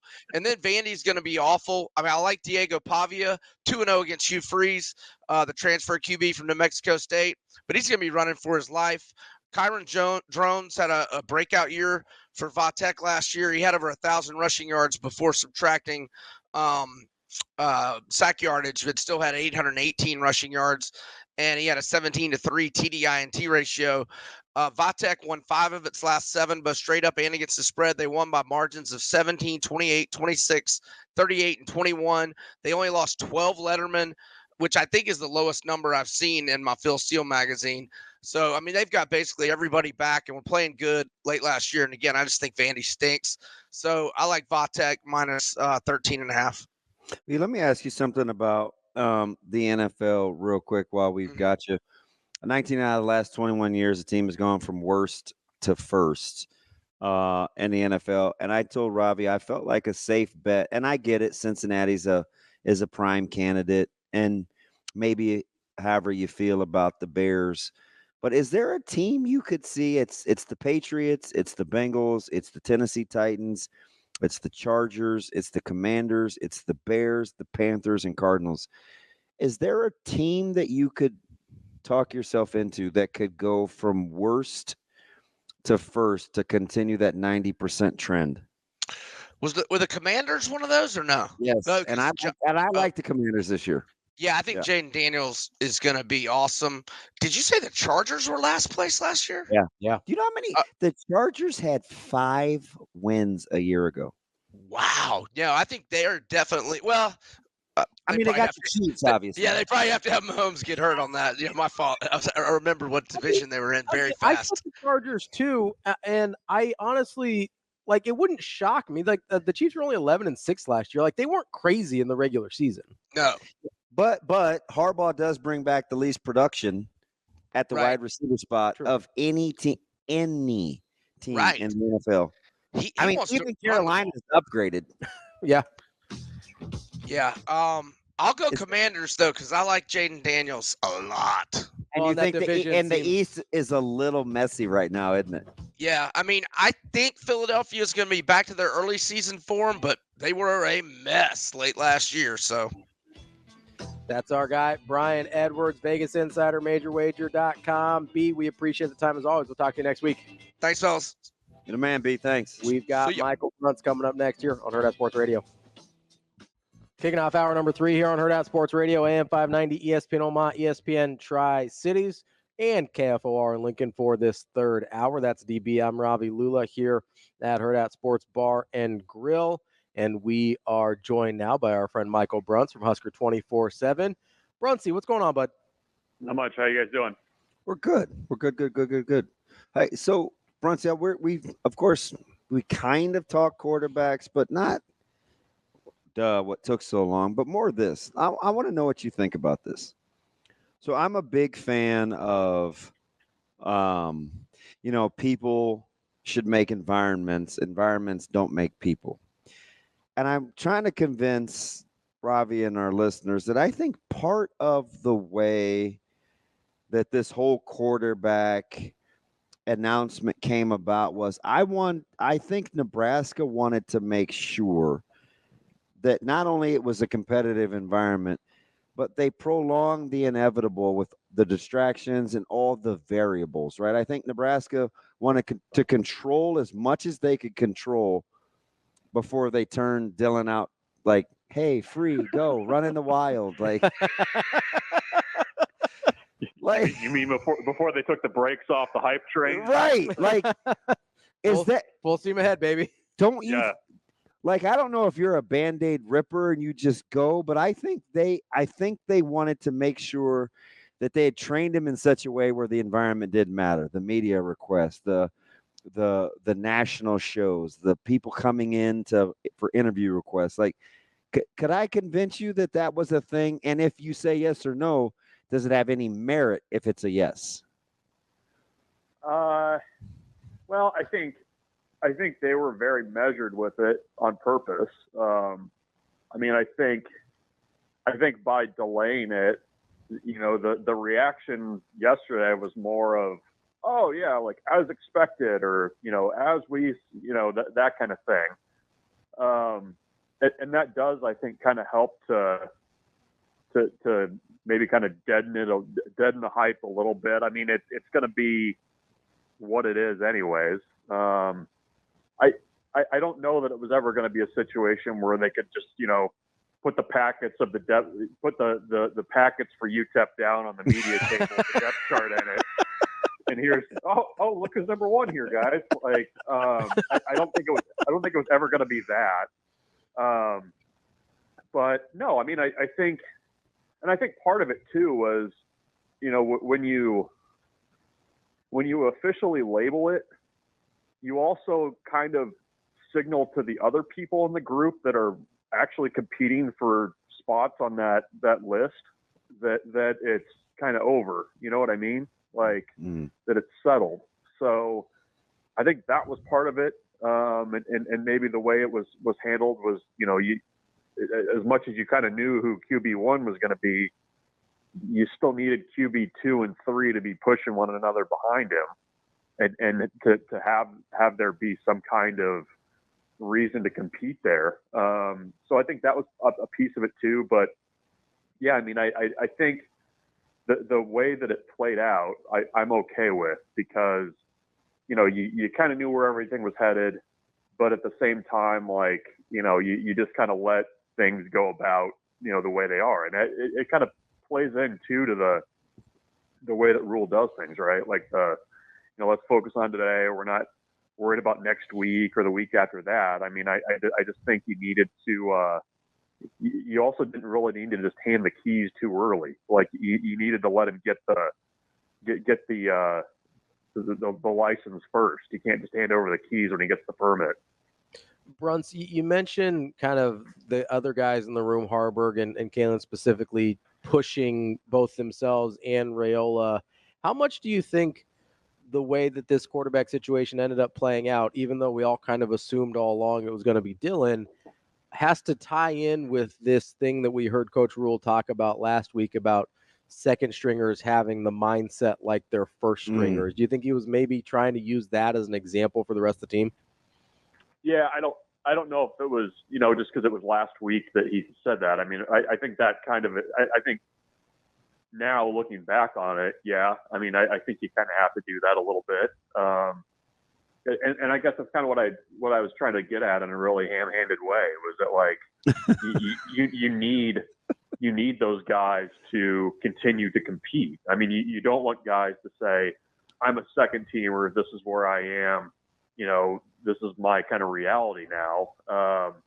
So I think you kind of have to, you got to be careful with that and how you do it. And I think they, you know, by dragging it out, were able to, you know, at least, you know, kind of hopefully give a little bit more, or fight against more of that thinking of, oh, well, you know, I'm the second team guy now, this is where I'm at, and be comfortable with that. So I don't know. And you know, I was thinking about it too. And I wonder, you know, I'm sure this probably wasn't even a thought over there, but I'm probably just, you know, paint my own thoughts on here, but it feels like the way that it was done. You tweet the picture. It's very, like, kind of minimal, whatever. Wait a minute. My man is like this scenic panoramic view of like the back of his face, like looking at like, you don't think that was calculated? But I mean, what I'm saying is that like the thing that they've said over and over again is that we need to be better around the quarterback, whoever it is, right?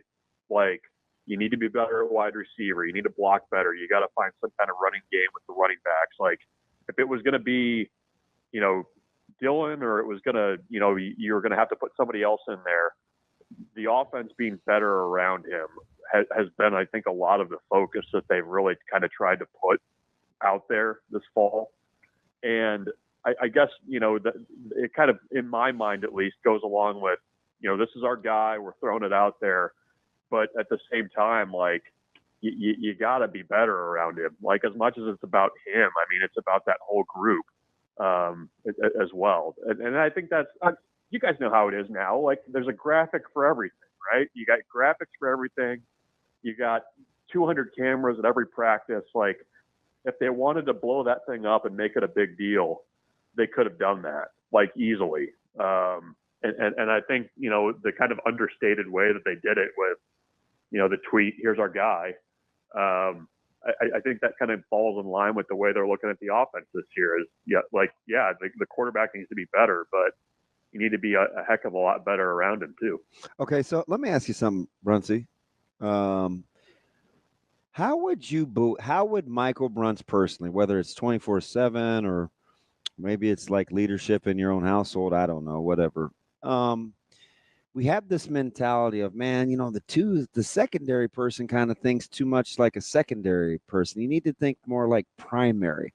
Yet you have to pit that against, man, it's pretty competitive. There's going to be a lot of good players that may not play as much as they like. Is that message for the same people? And if it is, how would you handle staying in the moment? All right. So walk me through this again. So like last week it was, man, I didn't really like the twos. They think too much like twos. Like this whole next man up thing. Mm-hmm. But then yesterday it was, gosh, you know what? Like, maybe hard for some really good players to play because we have a lot of good players. Yeah. I mean, you're as a coach, you're probably trying to make sure that guys are trying to be in that column, right? Of like, and you're hoping that guys embrace competition. I think, like, I think that's the hope. Are those two different sentiments, or how would you mesh those? Because on the surface, they sound like two different things. Yeah, they do. I don't know I don't think they are though. No, and I guess I don't know. I would hope that guys who were on the roster last year and saw how quickly you can go from not playing as much as you want to play to playing a ton. Oh yeah. I would hope that guys having gone through that could be like, okay, like I can see this. I mean, you try to correct the attitude about the twos. I mean, Emmett Johnson's a pretty good example of that, right? Like, you go from being number 3 or 4 on the depth chart, and in a span of a couple hours, you're the starter basically. Literally. So, and the only option. Literally. Right. Yeah, that is a good one. We can't have you returning punts in any kind of serious way because we need you to be our starting running back. By the way, you were with the 4s last week, like that. Like, there's plenty of examples from last year. Well, how about Purdy? Stuff happened. Yeah, exactly. Purdy's a good one. I mean, you had guys on defense. Wait, you're growing what? Up.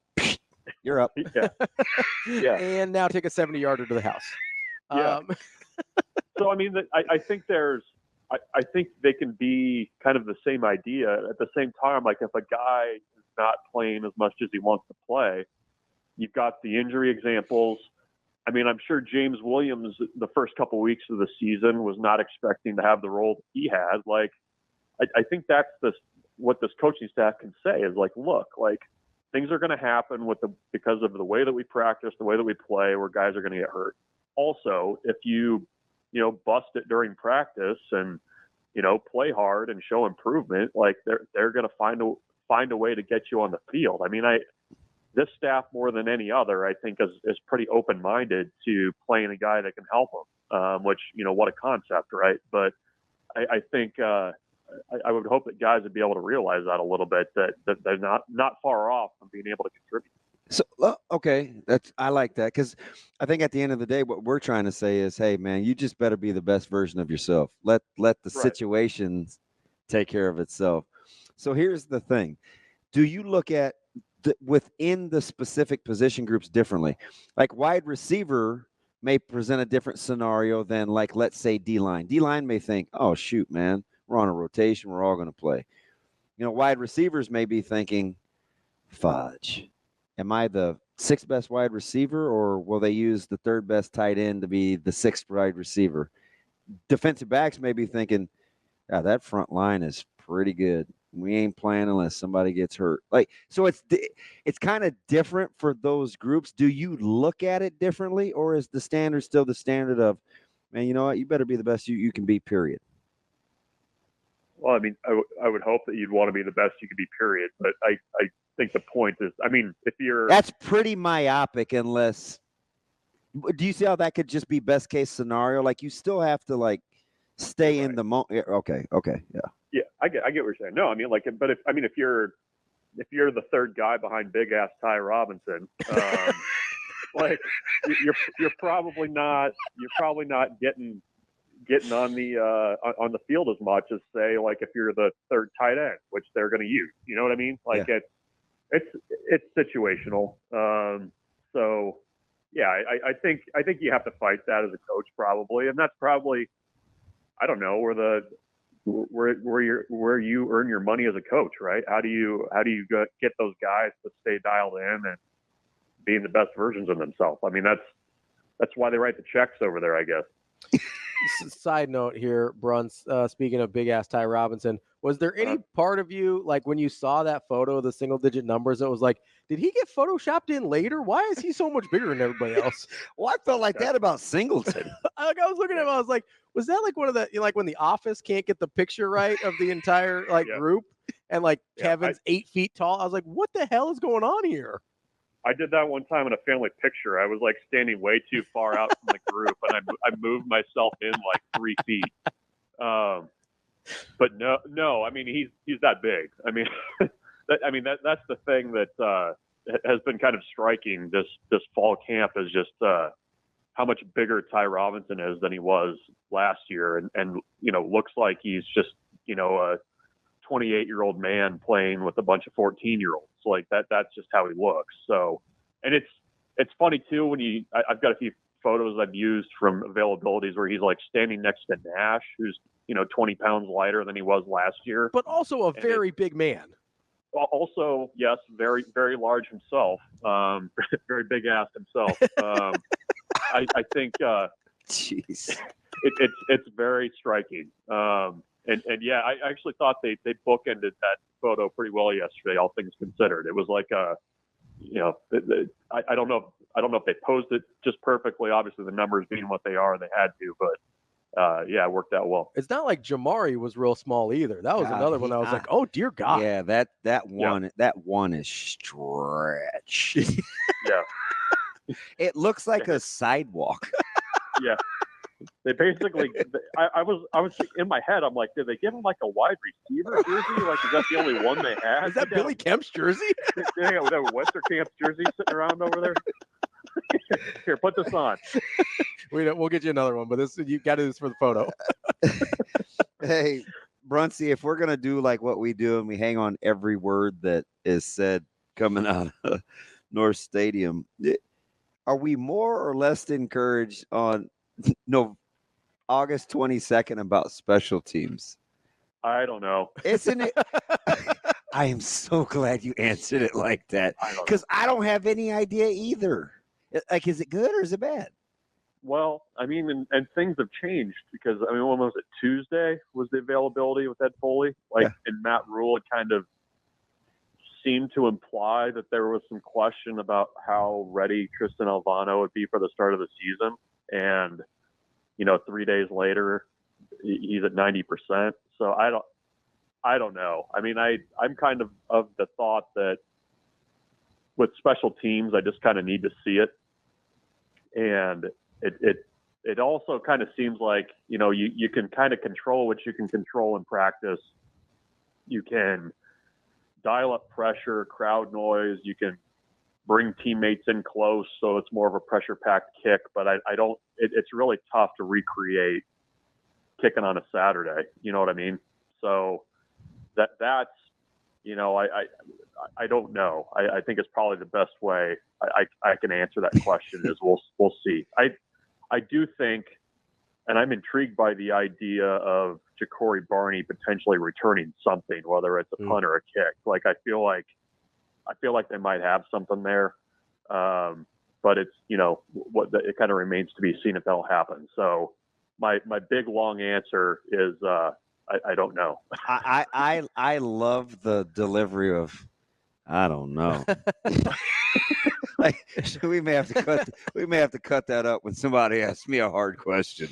Yeah, I don't know. Yeah, Bruntz, I do want to stay on special teams here for a second because I was thinking about how Coach Foley mentioned, how Rule lets him use starters on special teams. Does that speak to you in any way about how how much they care about special teams or how comfortable they are with the depth on defense that they, because we just talked about Emmett Johnson or offense. or offense. We just talked about how Emmett Johnson is like, you're not going back there last year. Like so it has to be at least some of that. Like, how did you process that? Yeah, no, I mean, I don't think there's any fear on their part that they're going to use a starter or, even a freshman, a talented freshman in a coverage role or on a block team or something like that. Like, I think they're very willing to do that. And I think part of it's an emphasis on special teams. I mean, also, Nebraska just has a lot of depth at certain spots that lead to, guys playing on special teams. When you have as many scholarship defensive backs as Nebraska does, you're able to, mix and match guys. You can put starters out there, but I do think it's something that they've emphasized since they've been there. Of, if why not put one of your best players out there if the depth situation is okay to go run down there and tackle a returner or something like that. I mean, as much as we're talking about chasing three and all this other stuff, a good way to make sure that you get those three and win tight games is being good on special teams. That's why it's the questions at this point in the offseason are still a little concerning because you need that part of the game to be better than it was last year, and that's the concern there. But I do think it's an emphasis. I do also think it's a reflection of depth that some of the guys don't have out there on special teams this year. All right, shoot me straight, Mr. Pragmatic. When you watch this offense and you're plugging in quarterback play, what do you want to see? Do you want to see the consistencies of like converting 3rd and 5s or 3rd and 6? Or does Michael Bruntz want to say, gosh, you know what? It'd sure be nice to generate consistency and generating big plays. I can't have both. Can I have both? Well, it's seldom works. So you know why I asked the question? I go back to Taylor Martinez freshman year. And early on, it was big play after big play. And all I would tell people is, hey, man, once you get to conference play, I'm not sure how sustainable this is. So it's always kept me, and it's the coach in me too, right? Like, sure, I'll take big plays any way I can get them. But the truth is, they're a lot harder to come by. So, like, I'm just curious what you think your eye will gravitate towards that you think will be the biggest medicine to last year. Yeah, no, I think it's the third down stuff. I think it's extending drives. One thing that in limited viewings, again, we've seen some, not a ton. I'm eager to see if Nebraska can kind of get the short game going. Like, can you on-time throw a ball in the flat to Jalen Lloyd, who can go get you 7 yards, rather than having to turn around and hand it off to the running back. Because I think that has to be a piece of Nebraska's offense. And I know everybody kind of, gets a little cringy about the swing pass to the outside and how it's looked in the past, and rightfully so. Be nice to complete it, though, right? Yeah. No, or you guys not having to turn around and reach for it, that kind of thing. No, I mean, I'm curious to see if that part of it is part of the offense. And I think that Dylan has the ability to hit those passes at a higher level. I think to me, it's more the intermediate stuff that I want to see completed with more consistency, because it's been so long since Nebraska's been able to do that with any kind of consistency. So I'll take that over the big plays, but I would love an occasional big play, because you got to have the threat of that. Yeah. Like teams that play for championships have explosive plays, but it's weird how they can they can make those critical plays on, the 4 or 5 times a game they come up to. Right. Like I would love to be able to see Fedoni be hit, 15 yards over the middle on 3rd and 7 a couple times a game. Like that's what I would like to see. But I think you need to have the ability to hit the deep ball, but I think the more intermediate stuff is what I'll be watching. That's our guy, Michael Bruntz, Husker 24/7. Bruntzy, we appreciate it as always, and we will talk to you next week. Sounds good, guys. Thanks a lot. Appreciate you, Bruntz. That's our guy, Michael Bruntz. I'm pretty sure we're over I think he knows he's funny. Oh, yeah. Yeah. I think he's always known he's funny. Really? I've known Bruntz a long time. I think he's kind of evolved into it. At least maybe he's great at the pretending humility thing. I don't know if it's pretending humility, but it's being very dry to the point where you're like, I don't know if he's doing that on purpose or not. Yeah, it's kind of. That's kind of how Bruntz is. That's how I've always remembered him, at least. So now we're on big ass Ty Robinson. We just call him Batty for short. Hey man, did you see that play Batty made? Who's that? That's big ass Ty Robinson. Well, don't forget about big ass Nash. Dude, is it just me? That one was stretched on Jamari. We got Bat and Ban over here. Verzal was Nash. Like, holy blankety blank blank. I'm like, he looks like $1 million. A lot of them do. Coming up next, we will get to our Bet On It segment presented by Warhorse Sportsbook here on Hurrdat Sports Radio. Welcome back to Hurrdat Sports Radio, AM 590, ESPN Omaha, ESPN Tri-Cities, KFOR in Lincoln. That's DB. I'm Ravi Lulla, and it's time for Bet On It, brought to you by Warhorse Sportsbook, the best place in Nebraska to place your sports bets. We're talking straight bets, parlays, live in-game bets, props, whatever you can imagine. You can bet on nearly every major sporting event in just about any way you can think of at Warhorse Sportsbook. You can go to the Sportsbook in Lincoln or in Omaha and get that done. Warhorse Sportsbook, no bets, no glory. DB, what are you betting on? 2 things. What's that?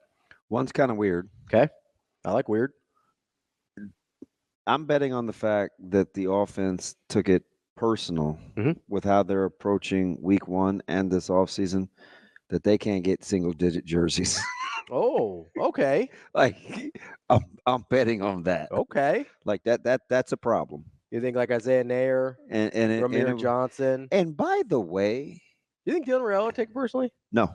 Okay. I don't think he would have been in the hunt. No disrespect. No, I know, but true freshman. Yeah, I was curious. Yeah. I was curious. But here's the other thing.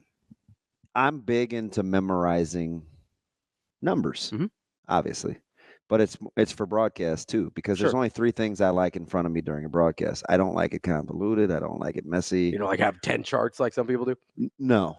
Not hating on those people, but some people have a ton of stuff. Like I like to do a lot of work ahead of time. So I'm trying to memorize numbers. I'm doing that for UTEP too. And who gets 18 at Nebraska? Do you first of all, There's you 3, know right? Who are they? Prince Will? Yep. Nair? Yep. I don't know the third one. He's going to play a ton. Offense or defense? Dead giveaway. Okay. Dead giveaway. Now, that in itself is a clue. Dead giveaway. I'm blanking. Really? Yeah. Buschini. Oh, duh. Yeah. Okay. Yeah. What? So if I'd have said special teams, Yeah. I don't know. you would have been like, idiot. You know what's funny is I just sort of forget those guys have numbers. Like I don't I'm like, process. You know what I mean? who's getting that number? You can do an offense-defense thing, but somebody's got to come off of it. Well, who's getting 15? Dylan. Okay. So Coleman's changed his number? Yeah. Okay. He may go to 11. He flirted with 81. He may go to 11. Okay. But I don't know how Demetrius. I don't know how Demetrius feels about that. But Demetrius isn't playing right now, so yeah. Okay. That's between them. I'm not. I'm not trying to get that party started. Somebody's got to give somebody a watch or something. Yeah. You can do that now with NIL. Shoot, if I was Malachi, I'd be like, "Hey, man, donate to my organization." Yeah, right. Yeah, D-Bill would be like, "Come on, man, you're not getting my number." Okay, so you're betting on the fact that the offense takes it personal that they were 10% of the. Dude, they got to get past that. Yeah. At some point, because look at who got the offensive deals last year. That wasn't good. Your best player was probably your honorary guy, Piper, and then you had Billy Kemp, who didn't stay healthy, and Jeff Sims, who was an abject disaster. Right. So my bet is that they take that personally. The other one, this is a little bit hairy, but I just like it because, of course, I'm a preseason junkie, and I pay attention to things like NBA Summer League and Spring League and NFL preseason. Yeah. There's football tonight. Oh. I'll give you a cheat code. Okay. Put my name on it. What do we put our name on? Stamp it DB. It's anywhere between 1.5. If you don't mind a little juice, minus 125.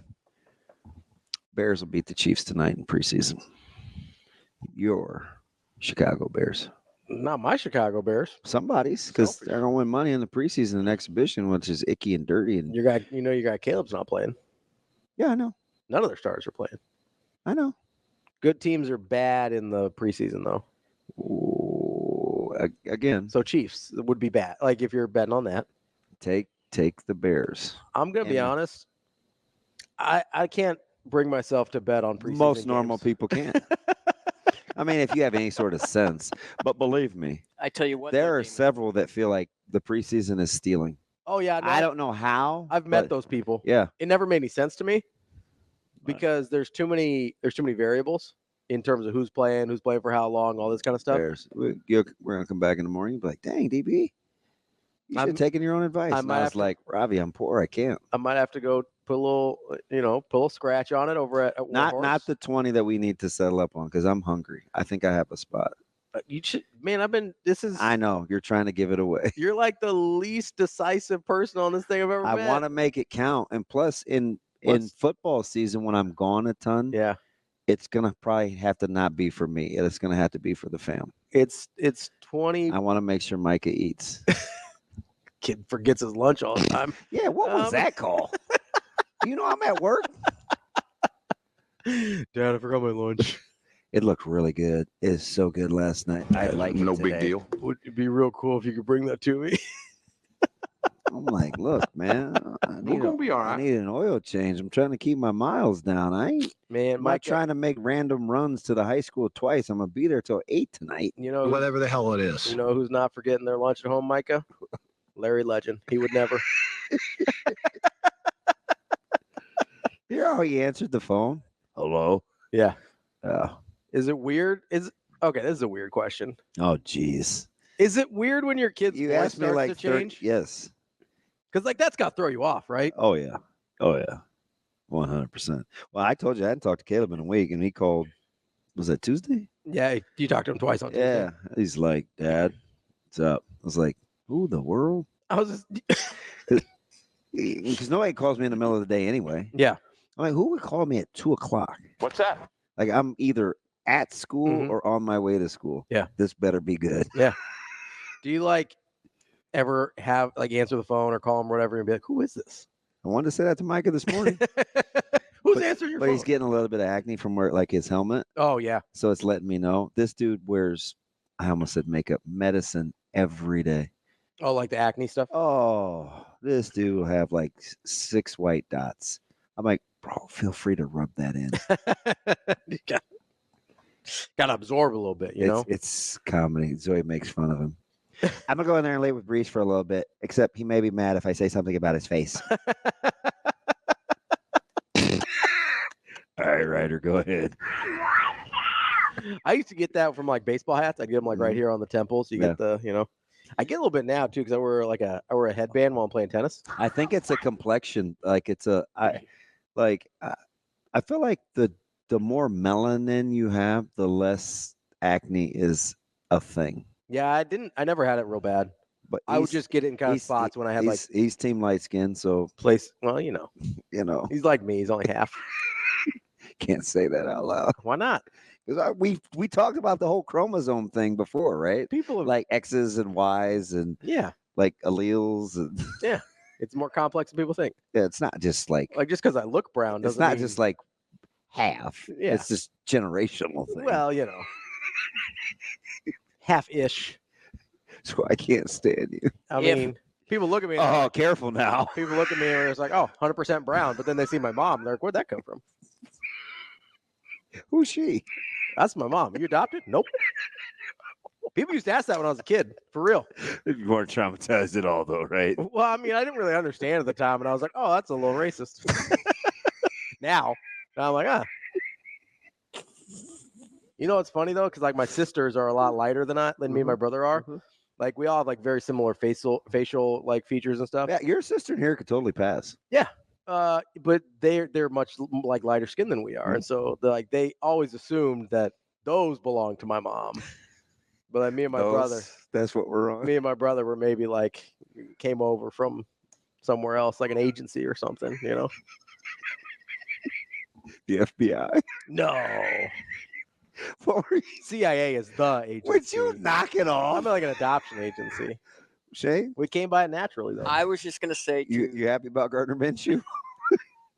if the Bears would win me money in the preseason, they could be my team all year long. Who's winning that division? The Lions? Probably.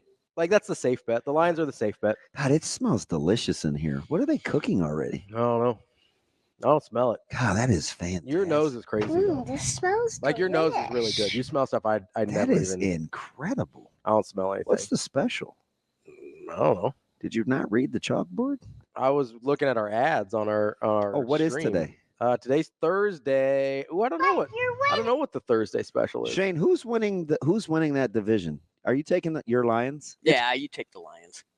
Probably. It's probably. I mean, that's the safe bet. How about BC saying the Commanders from worst to first over the Bengals? So I can see it for the Commanders. Like, I see the path there because I don't feel great about the East. Right? Like, if I don't feel great about the which is weird because both teams, the Eagles and the Cowboys, could be in the Super Bowl. Not buying the Eagles. Not buying the Eagles. Regression candidate. You're such a hater. Not buying and the what Eagles. Is this? Cut it out. Cut it out. Not buying the Eagles. Cut it out. That is Bet On It, brought to you by Warhorse Sportsbook, best place in Nebraska to place your sports bets. Warhorse Sportsbook, no bets, no glory. Coming up next, we're going to talk to Matt Baker about college football and the Florida State Seminoles, who kick off college football weekend this Saturday in Dublin. We'll be back with more. Wrapping up the show here on Hurrdat Sports Radio, AM 590, ESPN Omaha, ESPN Tri-Cities, KFOR in Lincoln. That's DB. I'm Ravi, Lulla. We're brought to you by Lawrencing Gardens. Make sure you get to lawrenceinggardens.org to get tickets so you can experience their garden games. Play all sorts of games, croquet, giant chess, badminton. Get your butt kicked like DB did by me while we were out there. A fallacy. Make sure you get to lawrenceinggardens.org. That ends, the garden games ends on Labor Day, so make sure you make it out there before then. Joining us now is Matt Baker from the Tampa Bay Times to talk a little college football and Florida State. Matt, how are you this morning? I'm good. Thanks for having me on. Absolutely. So let's jump right into Florida State here because I've got this question that I've been wrestling with.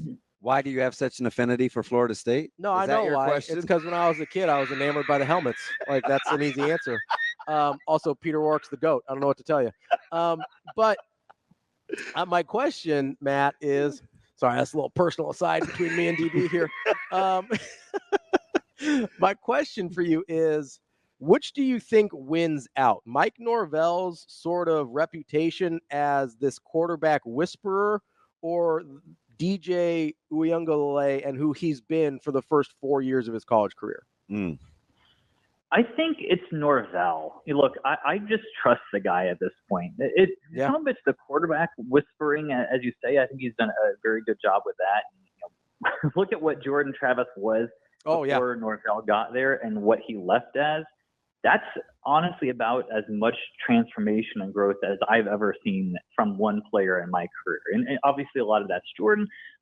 Mike gets a lot of that. But really, I lean here just on Mike just because it's not just DJ. This is a very coach thing to say, so forgive me, but it's everybody around him. What Mike is really good at is figuring out, okay, this is my chess piece. This is what he's really good at.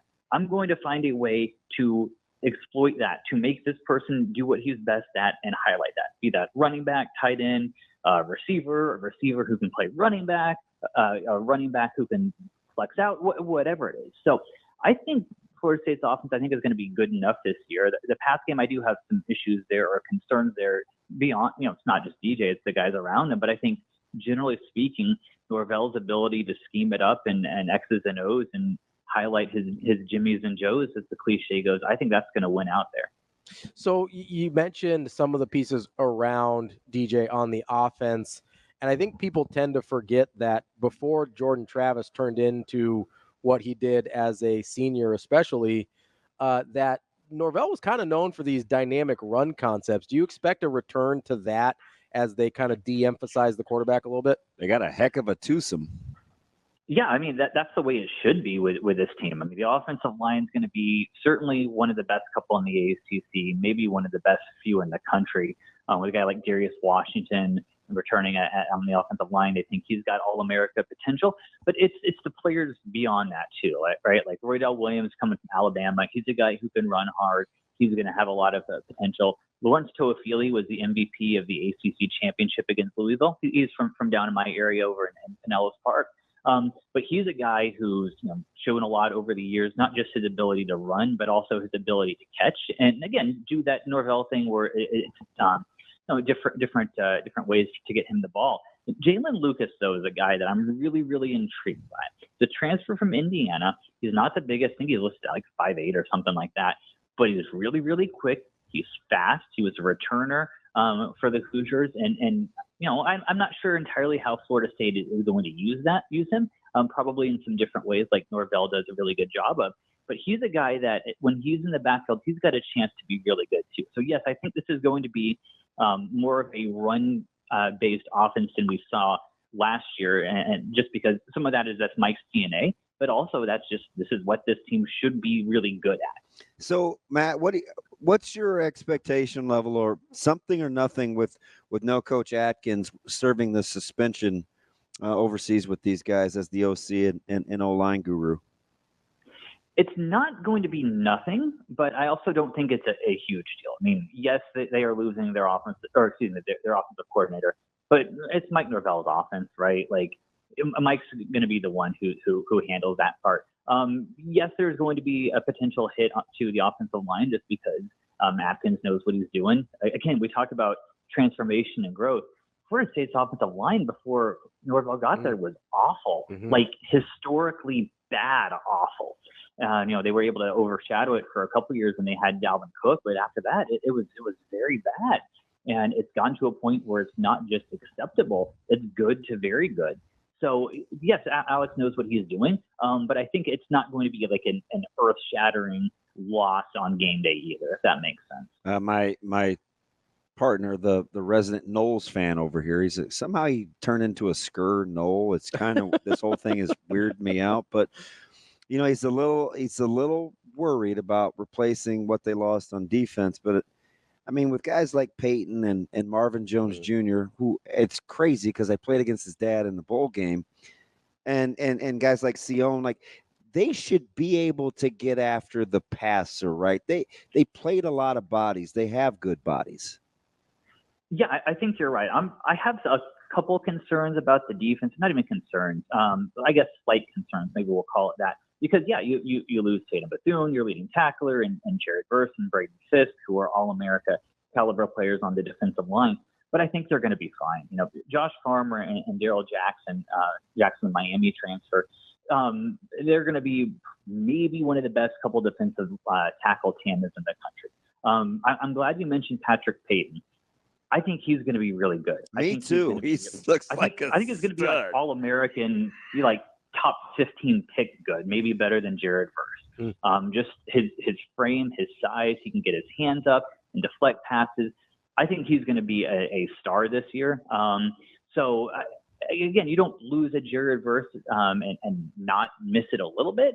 But I think Florida State's defense, in particular, their front, I think they're going to be very good. Not a huge drop off there. So, Matt, I'm curious what you think of Florida State's sort of progression under Mike Norvell. Obviously, started off kind of slow the first couple of years, progressed, broke through last year. Do you think last year was more of lightning in a bottle, might be a little aggressive, but kind of an outlier, and you expect them to sort of return to that 9, 10, 11 range? Or do you think they can sort of sustain where they got to last year as they replace some important pieces?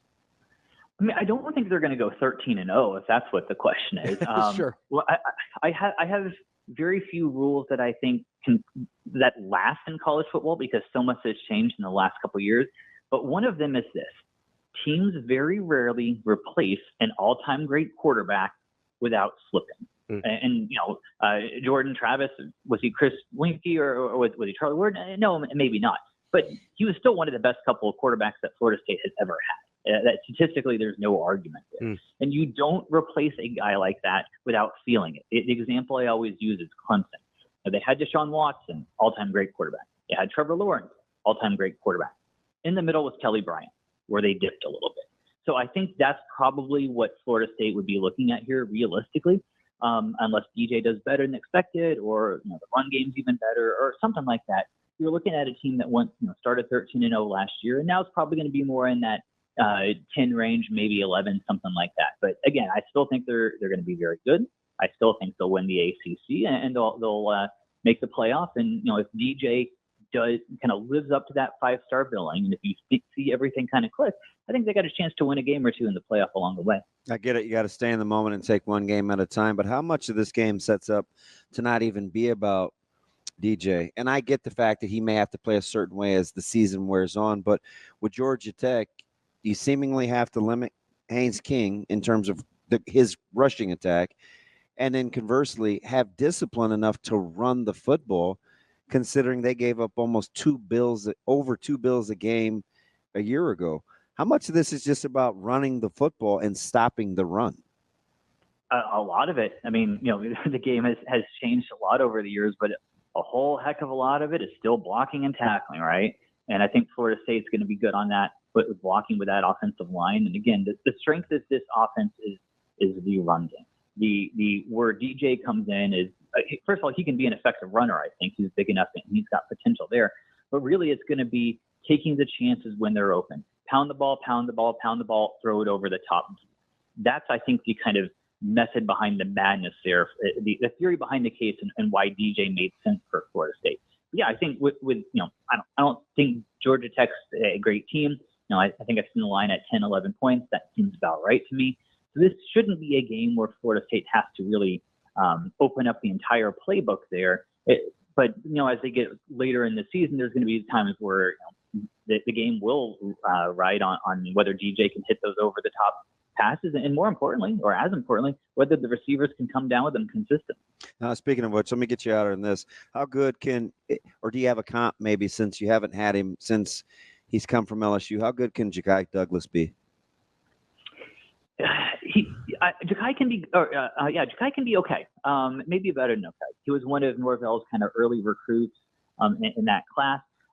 He has shown flashes of it. The Pitt game last year when Keon Coleman and Johnny Wilson were both out, Ja'Kai really delivered. But to me, the receivers as a whole, that's the weakness that I've seen with Florida State. Malik Benson, the transfer from Alabama, is speedy. He's been fairly consistent, but there's a drop-off after that. And it's kind of surprising to me. But if they're going to get to where I think they can get, those receivers have to step up. And that's going to be the difference between whether Florida State wins the ACC or whether they're, 9 wins, something like that. That's right. It was Jaylen Brown that came over from LSU. Good call. Appreciate that. That's our guy, Matt Baker from the Tampa Bay Times. Matt, we appreciate it, and hopefully we'll catch up again soon. All right. Thanks, guys. Forgot. Douglas is out of high school. Brown is the transfer. That is the show for today. That's DB. I'm Ravi Lulla. We will It's not me. wrap up the week Somebody else. tomorrow with maybe DB or whoever he's pretending to be tomorrow. We'll see who it is. It's Hurrdat Sports Radio.